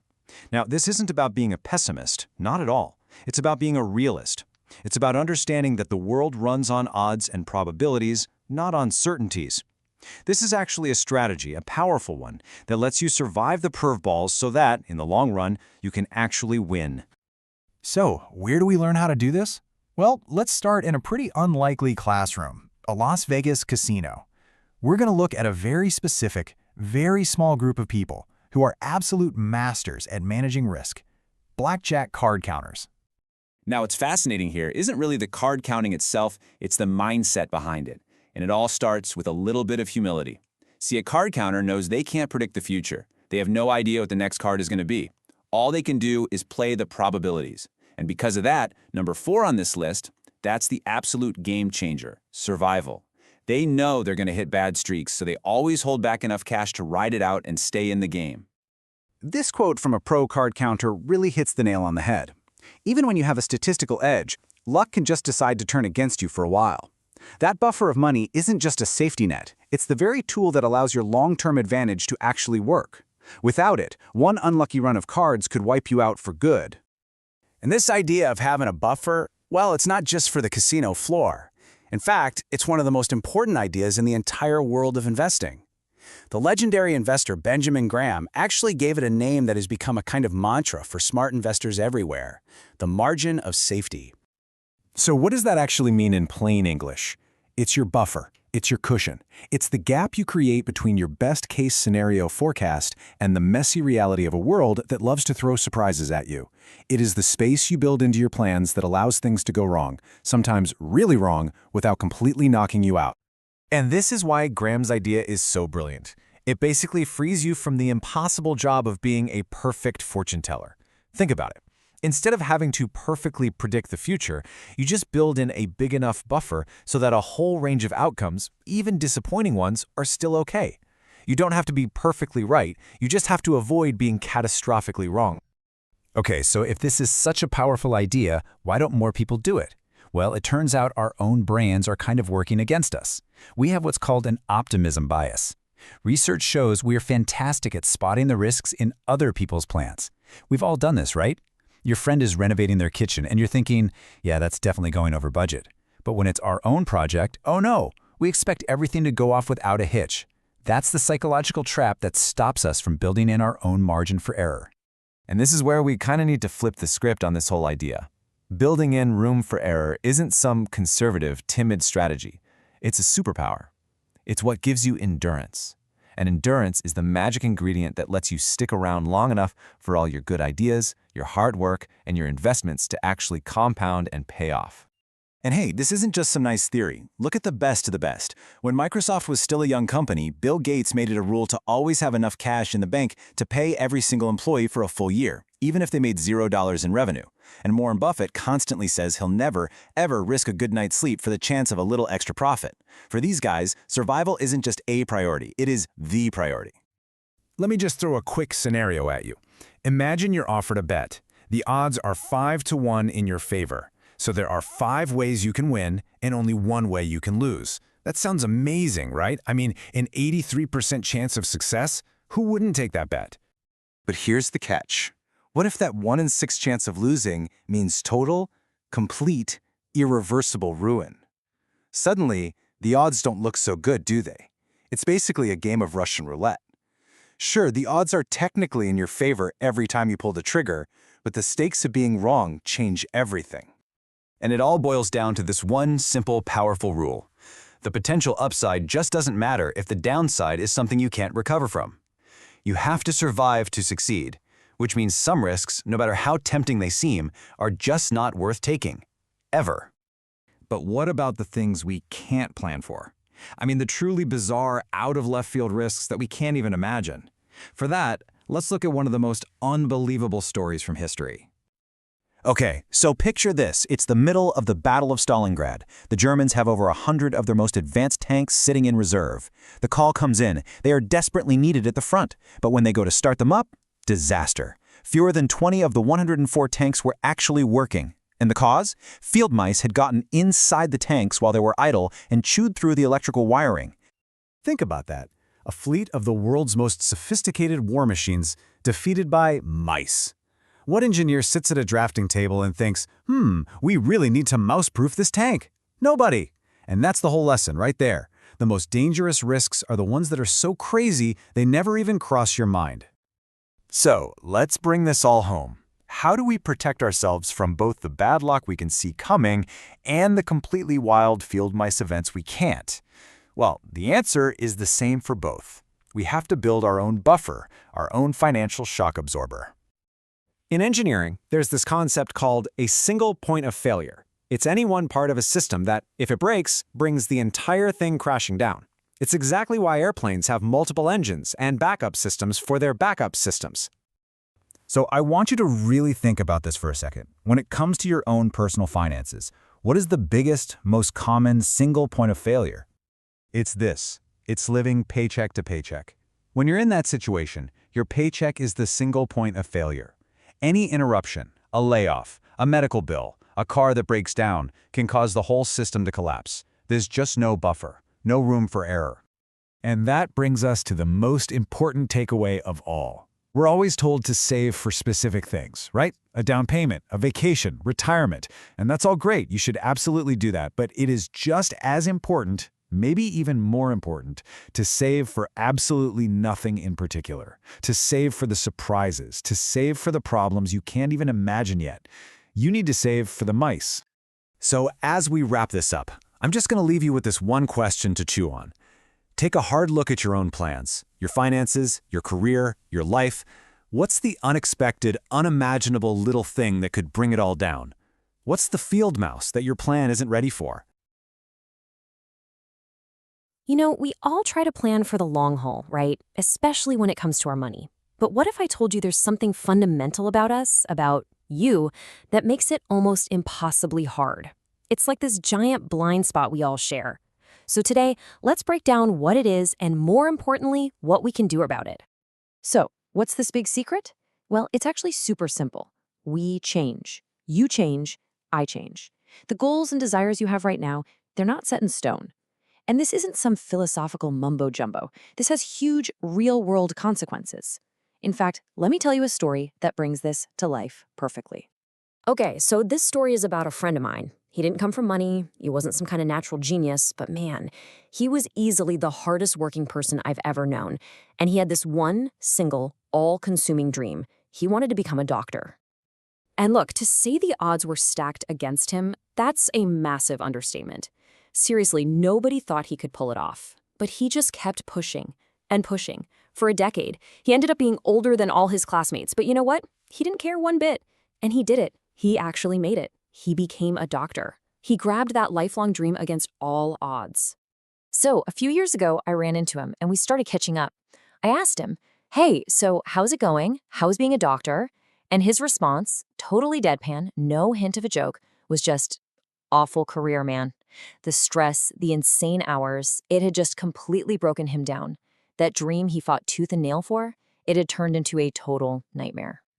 And here's the thing, my friend's story, it isn't some one-off.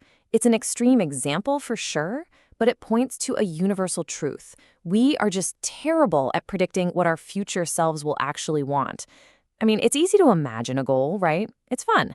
But imagining that same goal with all the real-life stress and baggage that comes with it, that's a whole different ballgame. Just think about your own life.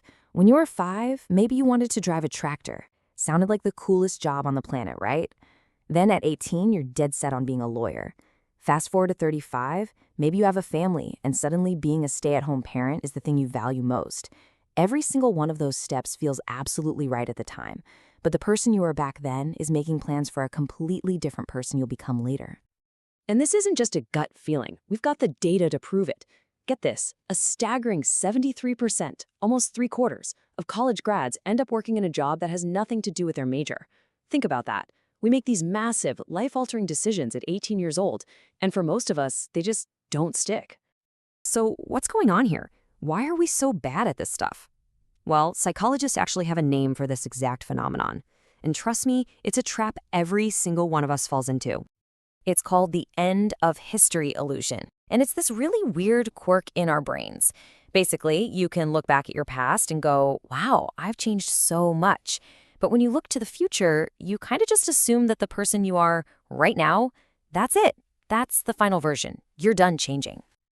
The Harvard psychologist Daniel Gilbert puts this perfectly. He says that at every stage of our lives, we're making these massive decisions, who to marry, what career to chase, that are going to have a huge impact on the people we're going to become. The big problem? When we finally become those people down the road, we're not always so thrilled with the choices that our younger, and let's be honest, stranger selves made for us. And that's the real heart of the illusion, right? We get this powerful feeling that our personal evolution is over. We think, okay, that's it. I've arrived. This is who I am, and this is who I'll be for the rest of my life. But the research is clear. From age 18 all the way to 68, people consistently, and I mean consistently, underestimate how much they're going to change in the next 10 years. So you see the big contradiction, right? Looking backward, it's like a crystal clear map of how much you've changed. But looking forward, it's like driving in a dense fog. We have this massive blind spot. We're all basically making these detailed plans for a future self we haven't even been introduced to yet. Okay, so what does all this psychology stuff mean for our actual real-world plans, especially our financial plans? You know, the ones that really need decades of consistency to pay off? Right, here's where it gets tricky. We all know the magic of compounding, right? Whether it's in your savings, your career, your relationships, it needs one thing above all else: time. You have to let it run without interruptions. But how on earth are you supposed to stick with a plan for decades when the person you are today might want something completely different in 10 or 20 years? That's the core conflict. And this is exactly why extreme plans are just so darn fragile. Let's say you plan to live on a shoestring budget forever. Well, you might really regret that when you decide you want to start a family. Or what if you plan to work 80-hour weeks to get super rich? You might wake up at 40 and deeply regret spending your entire youth chained to a desk. These extreme paths, they just don't leave any room for the person you're going to become. So if going to the extremes is too risky, what's the answer? Well, thankfully, there's a really simple but powerful framework we can use. It really just boils down to two key rules for making decisions when you know for a fact that you're going to change. So how do we handle this? It really comes down to two simple rules. Rule number 1, avoid the extreme ends of the spectrum. Don't commit to a life of insane frugality or a life where you work yourself to the bone. And rule number 2, just accept the reality that you're going to change your mind. And you know what? That is totally okay. Let's dig into that first rule a little more. When we say avoid extremes, what we're really talking about is aiming for balance. Think moderate savings each year, a moderate amount of free time, a commute that's not soul-crushing, and at least a moderate amount of time with your family. Look, balance isn't about being boring. It's a genius strategy. It dramatically increases the chances you can actually stick with a plan long enough for it to pay off because it's designed to minimize future regret. And that flows right into rule number 2. You got to be okay with changing. I mean, think about it for a second. What are the odds that the career you picked when you were 18, before you even really knew who you were, is still going to make you happy when you're 65? They're practically zero, right? Sticking with a bad decision just because you made it a long time ago, that's not loyalty, that's a recipe for misery. The Nobel Prize-winning psychologist Daniel Kahneman has this absolutely brilliant mindset for this. Someone asked him how he could just scrap and rewrite entire chapters of a book he'd poured months of work into. And his answer was just 5 words: I have no sunk costs. So what are sunk costs? It's that mental trap where we anchor today's decisions to all the past effort we can't get back. It's the thousands of dollars you spent on a degree for a career you now hate. It's the years you've already invested in a job that makes you miserable. When you cling to those things, you're not making a choice. You're letting a past, totally different version of yourself, basically a stranger, make your decisions for you today. So, I want to leave you with this one final question to think about. When you look at your own long-term plans, for your career, for your money, for your life, who's really in charge? Is it the person you are today, or are you letting some stranger from your past call all the shots? Remember, the freedom to change your mind, that might just be the most valuable asset you'll ever have. All right, let's dive into a really powerful idea from the psychology of money that I think will totally change how you look at, well, pretty much everything. The big idea for today is that anything truly valuable has a price. But, and this is the important part, that price is almost never what you think it is. Here it is in a nutshell. Everything has a price, but not all prices appear on labels. And we're not just talking about money here. We're talking about the hidden costs, the grind, the stress, the doubt that comes with trying to achieve anything great. The real kicker is that we usually don't even see that price tag until it's way too late. So to see how this whole thing plays out in the real world, let's take a look at a story you probably think you know, but from a totally different angle. We're going to talk about the rise and the spectacular fall of a true corporate legend, General Electric. I mean, it is hard to overstate just how dominant GE was. Back in 2004, it was the biggest company on the entire planet. By 2007, the stock was flying high at $40 a share. But then, 2008 happened. The financial crisis just tore through the company, and its foundation started to crack. Over the next decade, it was just one thing after another, leading to this catastrophic collapse. By 2018, that same stock had plummeted to just $7. Naturally, everyone pointed the finger at the CEO, Jeff Immelt. From the outside looking in, it all seemed so obvious what he should have done. But as Immelt himself said, every job looks easy when you're not the one doing it. And wow, that just hits the nail on the head, doesn't it? The real price of leadership, dealing with all the bureaucracy, the angry investors, the regulators, that's completely invisible to us just watching from the sidelines. So here's the real trap. We get overconfident because we can't see the full price of success. We don't see the struggle, the doubt, or the impossible choices they had to make. And look, if you don't know the real price of something, you have absolutely zero chance of being willing to pay it. This is a huge human blind spot and has massive, massive consequences for how we invest our money. Okay, so let's bring this into the world of finance. From a distance, successful investing looks so easy. You just buy some stocks and hold on, right? But just like running GE, the reality is so much messier, and the price you have to pay is in a currency we almost never talk about. Just take a look at this number for a second. In the 50 years leading up to 2018, the S&P 500 went up 119-fold. I mean, that is an absolutely mind-blowing return. It's the kind of number that makes you think all you have to do is toss your money in and just wait. But trust me, that reward did not come for free. So you have to ask, right? What is the price for that kind of life-changing growth? It's not a trading fee, it's not a commission. No, it's something much, much harder to swallow. This chart here, this shows you everything. The black line is that incredible growth we were just talking about. But see all those gray bars? That's the hidden price tag. Those are all the times the market was down, when the news was screaming about a recession, when it really felt like the sky was falling. That gut-wrenching volatility and fear, that is the price of admission for long-term gains. You can't have one without the other. To put it as plainly as I can, the currency of successful investing isn't really dollars. It's volatility, it's fear, it's doubt, uncertainty, and that awful, nagging feeling of regret. These are the emotional tolls you have to be willing to pay day in and day out to have a shot at earning the market's rewards. And here's the problem. The moment people realize there's this painful price to be paid, what's their first instinct? To try and get around it. They want the reward without paying the price. You could call this the Grand Theft Auto approach to investing. Think about it like you're buying a car. You've basically got three options. One, you pay the $30,000 sticker price. Two, you find a cheaper, maybe used option that doesn't have all the bells and whistles. Or three, you could try to steal it. Now, in the real world, almost nobody picks option three, right? Because the consequences are pretty obvious and severe. But in investing? Oh man, so many people try to steal the car. They try to time the market, jumping in and out, thinking they can catch all the good days and magically skip all the bad ones. They want the performance of a brand new car, but they want to get it for free. And the data on this is it's brutal. A Morningstar study looked at these so-called tactical funds that are designed to do exactly this, time the market. And during a super volatile period where they should have been rock stars, almost none of them beat a simple, boring, hands-off portfolio. And the average person trying this at home, they do even worse. Trying to cheat the price almost always ends up costing you more. And hey, this isn't just a mistake amateurs make. Let's go back to GE for a second.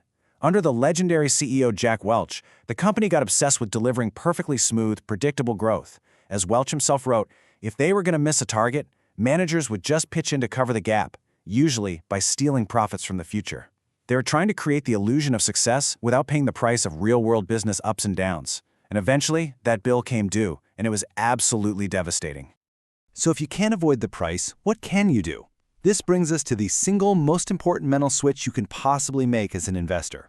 It's this idea of seeing market drops not as a fine, but as a fee. Let's break that down. A fine is a punishment, right?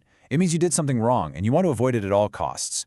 A fee, on the other hand, is just the price of admission for something good that you want. When your portfolio drops, it's so easy to feel like you're being fined for making a mistake. But what if you saw it as the ticket price you have to pay for a shot at long-term wealth? That one little shift in perspective, it changes everything. To really make this idea stick, let's use one last analogy that just nails this mindset shift. We're going to call it the Disneyland mindset. A ticket to Disneyland costs a fortune, but last year, 18 million people happily forked over the cash. Why? Because they didn't see it as a punishment. They saw it as the fee for a day of fun, for amazing experiences, for memories. The value they got was worth the price they paid. This is exactly how you should think about market volatility. It is not a fine. It is the cost of admission to the greatest show on earth for wealth creation. If you want the chance to earn returns that crush safer things like cash or bonds, you have to buy a ticket to get into the park. And that ticket price is uncertainty and the occasional scary drop. Think about it this way. You know it may rain when you go to Disneyland. You kind of accept that as part of the deal. You wouldn't go to guest services and demand a refund because of a 20-minute shower, right? So why do we sell our tickets by panic selling our investments the second the market has a bad day? It's just raining a little. It's part of the experience you already paid for. So the whole takeaway is this. In investing, and really in life, success is never free. The trick isn't to find a way around the price. The trick is to figure out what that real price is, the volatility, the fear, the hard work, and then, with your eyes wide open, decide to pay it. That is the only way it ever works. Okay, let's just jump right in. We've all heard about financial bubbles, right? But what if I told you the real reason they happen is, well, it's a lot more personal and a lot more subtle than you might think. It's not just some Wall Street thing. Nope, it's about you and it's about me. Just think back to the dot-com bubble implosion, early 2000s. Boom. It wiped out an unbelievable $6.2 trillion in household wealth. I mean, that's just a staggering number to even think about. And you'd think we'd learn, but just a few years later, it happened again. The housing bubble crash? That one erased more than $8 trillion. And you got to remember, these aren't just numbers on a chart. We're talking about real lives getting devastated. So you have to ask, right? Why does this keep happening? Why can't we seem to learn our lesson? It's like we're stuck in this destructive loop. Now, the easy answer, the one everyone jumps to, is just one word: greed, right? People get greedy, they chase the money, and everything spirals out of control. And look, there's some truth there, for sure, but it is not the whole story. Not even close. In fact, that explanation, it completely misses the most important lesson. This right here, this gets to the real heart of it. The real danger isn't just greed. It's a fundamental misunderstanding. We start copying other people, totally innocently, without realizing they are playing by a completely different set of rules. And that brings us to our first big idea here, this concept of playing different games. Honestly, this is where it all starts. Okay, so let's make this feel real for a second.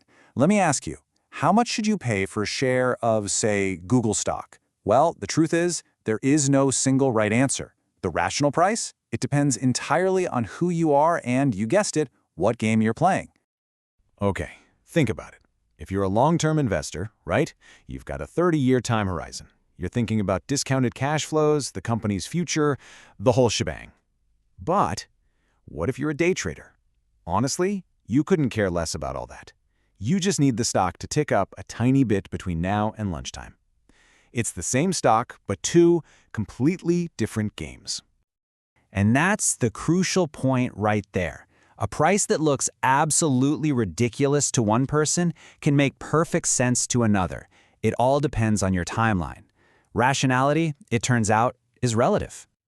Okay, so we've got these different games happening. How does that create what we can call the bubble engine? How do we go from different players to a full-blown destructive financial bubble? Well, it all starts with an iron rule of finance, and it's super simple. Money chases returns. As soon as an asset's price starts climbing, as soon as it builds momentum, it becomes a magnet for people looking for a quick profit. And boom, the short-term players start flooding the market. I mean, just look at the housing bubble. The number of people flipping houses, buying and selling them within a year, it skyrocketed. We're talking a 5-fold increase in just 4 years. These weren't folks looking for the forever home. They were short-term traders, pure and simple, chasing that momentum. They were playing a totally different game. So this gives us a whole new way to define a bubble, doesn't it? It's not just about prices going up and up. A bubble is what happens when the dominant players in a market shift from long-term thinkers to short-term traders. The whole market's time horizon just shrinks. And this is where things get really dangerous. This is where the real damage happens. It's that moment when these two worlds collide. Let's take Cisco, back in the dot-com bubble. Its stock price got pushed so unbelievably high by short-term traders that its valuation became, well, completely absurd. I mean, the economist Burton Malkiel pointed out that for the price to make sense, Cisco's implied growth meant it would have to become larger than the entire U.S. economy in 20 years. Literally impossible. But did that matter to someone who was just planning to sell it in a couple of hours? Not at all. And here it is. Here is the critical mistake. The long-term investor sees that insane price and they think, whoa, maybe those guys know something I don't. And that's the trap. They start taking their financial cues from people playing a completely different sport, assuming everyone is on the same team with the same long-term goals. Yeah, this really says it all, doesn't it? You've got two different investors playing two totally different games, but they're forced to meet and trade at one single price. And when that happens, when they collide without realizing what's going on, someone is going to get hurt. So, after all this, what's the big takeaway? What can you do? It really boils down to one simple but incredibly powerful idea. You have to know your game. And listen, this isn't just about investing. This idea goes way beyond the stock market. Just think about something like consumer spending. You see people driving fancy cars, living in these huge houses, and we start taking our cues from them, right? But we don't realize they might have totally different jobs, different incomes, different family situations, different priorities. We're essentially copying a game that isn't even ours to play. Okay, so how do you protect yourself from this trap? It's actually a pretty simple two-step process. First, and this is key, you have to go out of your way to clearly, and I mean clearly, identify what financial game you are playing. Are you saving for retirement in 30 years? Are you saving for a down payment in 3 years? Get specific. And then step 2, you have to learn to actively ignore the actions and the noise from people who are not playing your game. Because when it comes right down to it, it all boils down to this one thing. The single most important, most powerful thing you can do with your money is to understand your own time horizon. And then you have to find the discipline to refuse to be persuaded by all the noise being made by people with completely different timelines. Which, leaves us with one final and really crucial question to think about. This isn't about what the market is doing. It's not about what your neighbor is buying. It's about you. So let me ask you, what game are you playing? You ever notice how pessimism just sounds smarter? A little more sophisticated? Well, today we're going to get into the psychology of money and understand the powerful and often really misleading seduction of pessimism. This sentence right here, man, it just nails it. Optimism can feel a bit cheap, like someone's trying to sell you something. But a warning about danger, that gets your attention. It feels like that person has your back, even if they don't. And look, this isn't anything new. As historian Deirdre McCloskey points out, it seems like we're just hardwired to be drawn to bad news. We lean into stories about how everything's falling apart, but when we hear about progress, we kind of just shrug it off. So that brings us to the big question, right? Why is it that the person who's always predicting doom and gloom is seen as this wise intellectual, while the optimist is just dismissed as, naive? Let's dig in. Okay, first up, let's just look at how we treat predictions, because there is this massive imbalance in how we react when we hear about doom versus when we hear about incredible progress. just look at this contrast. It's wild. On the left, from 2008, on the front page of the Wall Street Journal, no less, you have this prediction that the U.S. is literally going to disintegrate. And people took it seriously. Now, flip that. Imagine being in Japan right after World War II and saying, hey, I predict our economy will grow 15 times over. You'd have been laughed out of the room. And yet, the absurdly optimistic prediction is the one that actually came true. It just shows you we give a free pass to pessimism that we would never ever give to optimism. All right, so why? Why are we like this? Well, it's not just some random quirk. It's actually baked deep into our psychology. And then it gets cranked up to 11 by the world we've built. A huge piece of this puzzle is just hardwired right into our DNA. It's called loss aversion. Think about it from an evolutionary point of view. The ancient human who heard a rustle in the grass and thought, deadly predator, was way more likely to survive than the one who thought, ooh, maybe it's lunch. Threats just feel more urgent than opportunities, and that instinct is still running the show today, especially when we think about our money. And our modern world just puts that instinct on steroids. You know, a hurricane might only affect one region, but a recession can hit everybody. So of course we all tune in. When the market drops just 1%, bam, screaming red headlines everywhere demanding to know why. But when the market goes up 1%, crickets. It barely gets a mention. See, bad news demands a story, and we are absolutely addicted to stories. Pessimism also gets a boost because pessimists can just take a current trend and draw a straight line into the future. It seems logical, but it misses a critical part of the story. Take this scary oil prediction from 2008. The math seems simple. Demand's going to go up, supply can't keep up, we're doomed. But see, that straight line thinking completely ignores one crucial factor. We adapt. High prices create this massive incentive to innovate. New tech, like fracking, comes along. And as you can see here, U.S. oil production didn't just go up a little, it almost tripled in about a decade. Threats inspire solutions, people and markets adapt, and that scary-looking pessimistic line gets shattered. And that brings us to the final piece of the puzzle here, the fundamental difference in speed between good news and bad news. Think about one of the greatest inventions of all time, the airplane. After the Wright brothers first flew in 1903, you'd think there would be global celebrations, right? But for years, almost nobody noticed. Or if they did, they didn't believe it.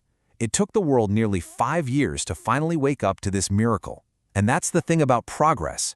It's often a slow, quiet creep. But setbacks? They're the exact opposite. They are fast, loud, and super dramatic. A plane crash is instant news. A market collapse happens in a day. You can build a reputation over a lifetime, and one bad email can destroy it. Destruction happens in a flash, but growth takes time. I mean, consider this. Since 1965, the death rate from heart disease has dropped by an incredible 70%. That's like saving the population of a major city every single year. But because that miracle happened slowly, over decades, it gets way less attention than a single, sudden tragedy. The short, sharp sting of pessimism always feels more present than the long, slow pull of optimism. So, knowing all this, how should we think about pessimism? Maybe it's not the enemy we think it is. This perspective from Stephen Hawking is so powerful. After his diagnosis at 21, his expectations were just reset to zero. Everything that came after that was a gift. And that kind of reveals a hidden benefit of pessimism. And that's the ironic upside, right? Pessimism lowers our expectations. So when things turn out to be just okay or even great, we're pleasantly surprised. By preparing for the worst, we actually open ourselves up to being surprised by the good. And maybe, strangely enough, that's a reason to be optimistic. So, I'll just leave you with this final thought. We spend so much time guarding against what might go wrong, listening to all the warnings. But what if the biggest risk we face isn't getting caught off guard by a setback? What if the biggest risk is missing out on all the incredible, slow-moving progress happening all around us, just because we were too busy being pessimistic? Today, we're going to talk about the single most powerful force in the economy. And here's a hint. It's not something you're ever going to find on a spreadsheet. It's the stories we tell ourselves. Stories that can build incredible fortunes or, as we've seen, bring the entire system to its knees. So to get our heads around this, let's start with a little thought experiment. Just imagine for a second that an alien is sent to Earth. His mission? Figure out what on Earth happened to our economy. He zooms in on a really specific window of time, from the peak of everything in 2007 to the absolute bottom in 2009. And he's trying to answer one single, crucial question. Now, from his alien point of view, he's just completely baffled. He scans the planet and sees the exact same buildings, the same factories. In fact, the technology is actually better. We had smarter phones, faster computers. By every physical measure he can find, our ability to produce stuff was totally intact, maybe even a little improved. But then he starts looking at the numbers, and this is where it gets weird. U.S. households are suddenly $16 trillion poorer. How? How can that much wealth just vanish into thin air when all the physical stuff is still right there? And it's not just about the money, right? The human cost is just as confusing to him. 10 million more Americans are suddenly without a job. It's like the entire economic engine just seized up, even though all its parts look like they're in perfect condition. So yeah, our alien is totally stumped. His logic is flawless. The knowledge is there, the tools are there, the ideas are there. Nothing tangible is broken. He just can't see what went wrong. It's a perfect puzzle. And the answer to his puzzle? Well, it isn't in the economic data. It's in something much, much more human. It's about the power of stories over statistics. You see, the only thing that really changed between those 2 years was the story. In 2007, we told ourselves this collective story about how housing prices could only go up, about the untouchable genius of Wall Street. And by 2009, that story had absolutely shattered. That was the real collapse. This quote just nails it. It's not about the factories or the tech.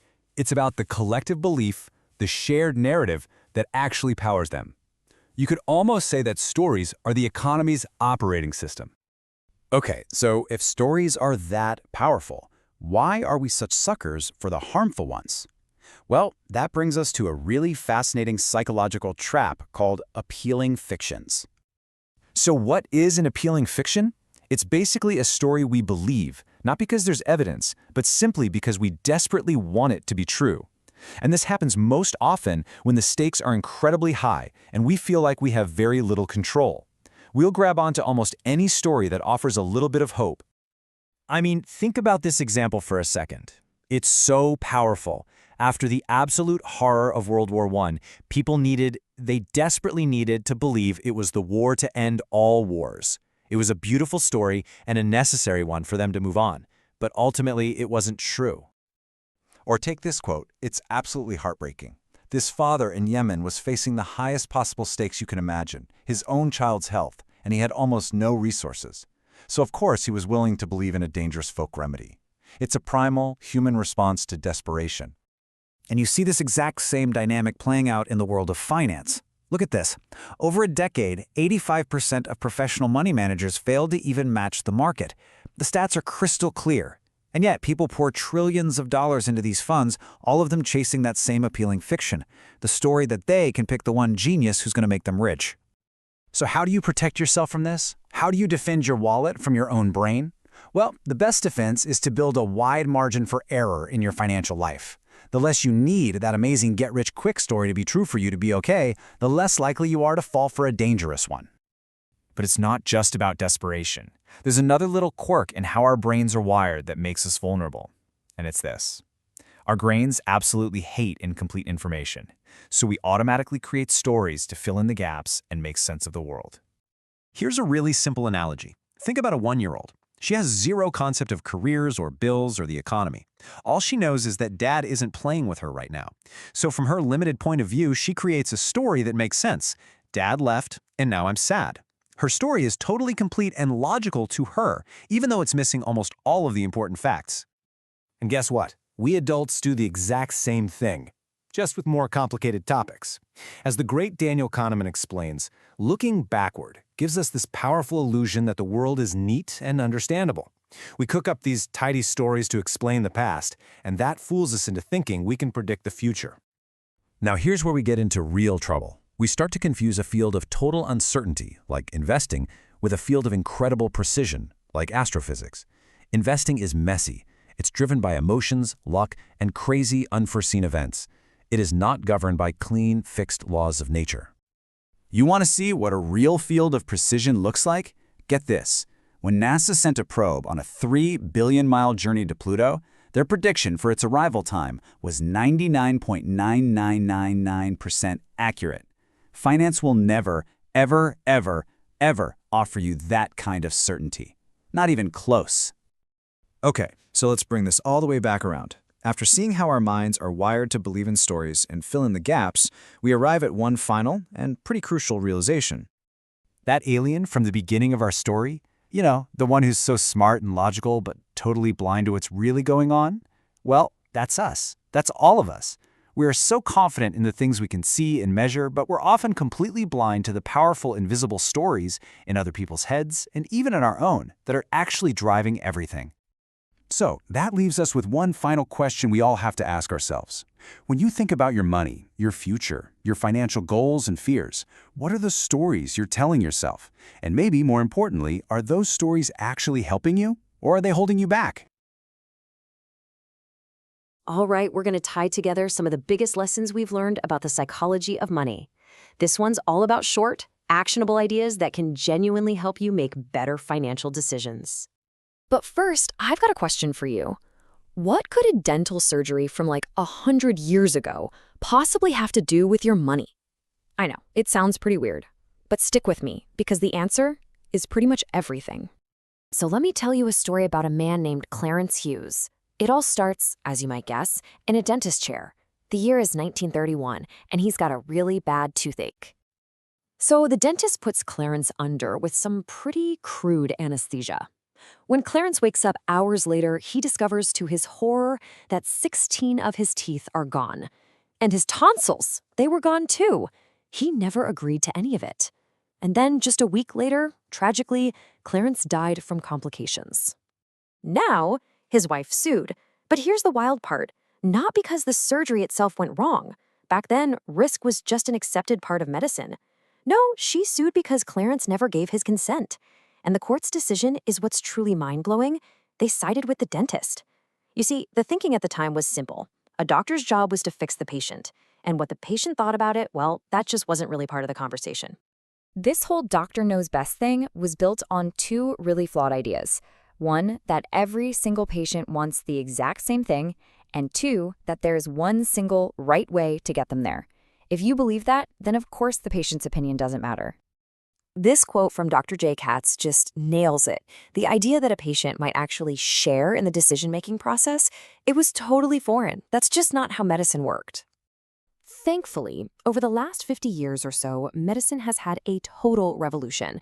The whole focus shifted from treating the disease to treating the patient. And you can really see the difference, right? The old way was all about the disease, and the doctor called all the shots. The new way?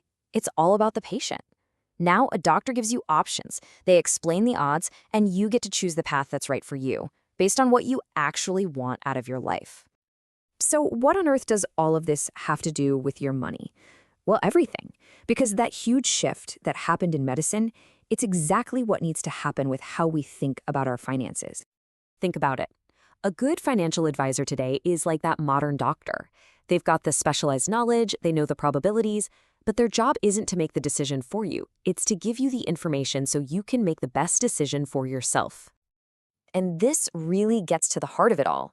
As author Morgan Housel puts it, I can't tell you what to do with your money because I don't know you. Nobody else knows your goals, your fears, your timeline. For anyone to assume they do, well, they'd be treating you just like poor Clarence Hughes in that dentist chair. But look, that doesn't mean we're just left to figure it all out on our own. There are definitely some guiding truths, some universal principles that can help every single one of us, no matter what kind of financial game we're playing. It really starts with two big mindsets. First up, humility and forgiveness. When things go your way, remember luck probably played a part. When they don't, understand that risk is just part of the game. It's never as great or as terrible as it feels in the moment. And second, less ego, more wealth. Forget the flashy stuff. Real wealth isn't the car you drive, it's the money you don't spend. That's what buys you your freedom. And if you want to do better as an investor, the single most powerful thing you can do is just increase your time horizon. Time is the secret sauce. It's what turns a tiny seed into a giant tree. It's the magic of compounding. And honestly, it's the best way to smooth over the mistakes you're definitely going to make. Speaking of mistakes, you need to get comfortable with being wrong. In fact, get this. you can be wrong half the time and still end up with a fortune. How is that even possible? It's because in investing, a tiny number of your decisions will be responsible for almost all of your gains. A few massive winners can easily pay for all the duds. So what's the end goal of all this, anyway? It's not just a bigger number in your bank account. The absolute best thing money can buy is control over your time. Just the ability to wake up in the morning and say, I can do whatever I want today. That is the most valuable thing in the world. So let's wrap this up with a few quick rules for the road. First, just be nicer and less flashy. Save money, just save. You don't always need a specific goal for it. Know that success has a price tag and be willing to pay it. And please, always leave yourself room for error. It's what keeps you in the game long enough to win. And finally, try to avoid the extreme ends of any financial decision. Your goals are going to change, so you need a strategy that can change with you. And all of this brings us to the final and, honestly, the most important takeaway of all. You have to define the game that you are playing. Think about it. Two people, both smart, both informed, can look at the exact same investment and come to completely different conclusions. And you know what? Both of them can be right. Why? Because they're playing different games. They have different goals, different timelines, different ideas of what winning even looks like. There's no single right answer. There's only the answer that's right for you. So we've gone through the principles, we've seen that the old way of just blindly taking advice is broken, so now there's only one question left to answer, and it's the only one that really truly matters. What game are you playing? All right, let's dive in. Today we're talking about the psychology of your money, all the weird, emotional, kind of surprising stuff that secretly runs the show when you make financial decisions.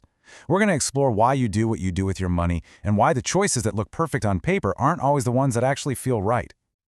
Okay, so let's kick things off with a really sharp question from the billionaire investor Sandy Gottesman. When he was interviewing people, he wouldn't ask for stock tips. Nope, he'd just ask, what do you own and why? I mean, what a genius question, right? It just cuts through all the noise and shows you what someone actually believes in enough to put their own skin in the game. And that one question gets right to the heart of this constant tug of war that's going on inside all of our heads. It's this battle between what is coldly rational, the perfect answer on a spreadsheet, and what is psychologically reasonable, the one that, actually lets you sleep at night. You see, there's this massive gap between what the experts say you should do and what people, even the experts themselves, actually do. Take doctors, for example. Studies show they often pick way less aggressive treatments for themselves at the end of their lives than they recommend to their patients. And look, that's not hypocrisy, not at all. It just proves that when things get personal, pure logic tends to take a back seat. And that gets us to this key idea, right? Being psychologically reasonable. It's all about realizing that the really big money decisions, they're not made in some finance textbook. They're made around the dinner table. It's about feeling secure and trying to avoid future regret. What works like a charm for one person might be a total nightmare for someone else. Okay, so to really get a handle on why we act the way we do, we kind of have to go back in time. We need to look at the financial blueprint we all inherited. Because you see, the way most of us think about money was shaped during a very specific and pretty unique time in history. So picture this. World War II ends and everyone in charge is terrified. Absolutely terrified. The country's going to slide right back into the Great Depression. So what was their solution? Turn a whole country of wartime savers into a country of spenders. And through all sorts of policies and a big cultural push, they did exactly that. The American consumer was born. And boy, did it work. I mean, look at this. An absolute explosion in household debt. You had the GI Bill, making mortgages cheap, the first credit cards showing up. Americans started borrowing like there was no tomorrow. And get this, debt actually grew faster back in the 50s than it did during that crazy debt binge we all remember from the 2000s. Wild, right? But, and this is the really important part, it didn't feel like a crisis. Not at all. And why not? Because at the exact same time, wages for the average family were going through the roof. Average pay doubled between 1940 and 1948, and then it doubled again by 1963. The debt was manageable because people's paychecks were growing right along with it. Wealth was being spread around. But that whole world, that system where everyone kind of grew together, the one that set our parents' and grandparents' expectations of what a normal life should look like, well, that blueprint was about to get torn up. So what happened next? We entered a totally new era. The economy kept growing, sure, but the growth became incredibly uneven. Most of the gains started flowing to the very top. And that created a whole new problem. Suddenly, you're trying to keep up with the Joneses, but the Joneses are now living on a different planet financially. And the numbers here, wow, they don't lie. Just look at the period from 1993 to 2012. The top 1% saw their income shoot up by over 86%, and for, well, pretty much everyone else, a tiny 6.6%. That's not a small difference. That's a whole new ballgame. But here's the crazy part. Even though most of our paychecks weren't keeping up, our dreams got bigger. I mean, look at this. It's just staggering. Median wages basically went flat, but the size of the typical new house grew by 50%. Our expectations for a middle-class life just kept inflating, even when our incomes didn't. And this whole thing has a name: the big stretch. What happens is the lifestyles of the very rich become more and more visible, and they start setting the bar for everybody else. That old expectation that we all live a somewhat similar life crashed right into this new reality of huge income inequality, and millions of us stretched our finances, sometimes to the breaking point, just trying to keep up. Okay, so if that old blueprint is broken, what do we do? How do we move forward? Well, the idea is to stop focusing so much on wealth and stuff, and instead shift our goal to something else entirely, to design a new blueprint that actually works for us.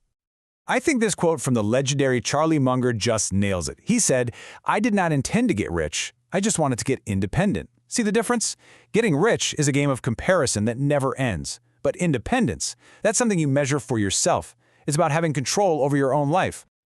So, okay, how do you actually do this? Well, there are basically 3 steps. First, stop moving the goalposts. Figure out what enough means to you and stick to it, even if you start earning more. Second, your real goal isn't a dollar amount. It's independence, the freedom to do what you want when you want. And third, and this is huge, build yourself a buffer. Let's make that buffer idea real with an example. The author of this book keeps about 20% of his assets just sitting in cash. Now, on paper, a financial advisor might look at that and say, "That's crazy, you're losing out on returns." That's the rational argument, but it's incredibly reasonable. Why? Because that cash means he will never ever be forced to sell his other investments in a panic if the market crashes. That cash, it's the oxygen that lets his independence breathe. And this is where it all comes together, you know? It's all about creating a financial life that puts being happy ahead of being right according to some textbook definition. Okay, I've got a great little story that just perfectly wraps this all up. The author says that paying off his mortgage early was, quote, "the worst financial decision we ever made." And from a purely rational standpoint, he's right. Mortgage rates were super low. He could have invested that money and almost certainly earned a way better return. From a pure spreadsheet perspective, it was a terrible move. But, and here's the kicker, he goes on to say it was also the best money decision we ever made.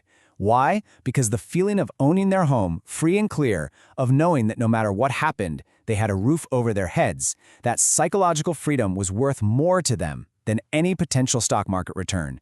It made them feel truly, deeply independent. And really, that's the bottom line, isn't it? The goal isn't just to be technically correct or to have the most optimized spreadsheet on the planet. The goal is to be happy. The best decisions are the ones that let you sleep soundly at night, because you feel like you're in control of your own life. So I want to leave you with a question to chew on. Thinking about your own life, your own goals, your own worries, what does sleeping well at night really mean for your money? Because once you can answer that for yourself, that's when you can start building a financial life that's truly your own,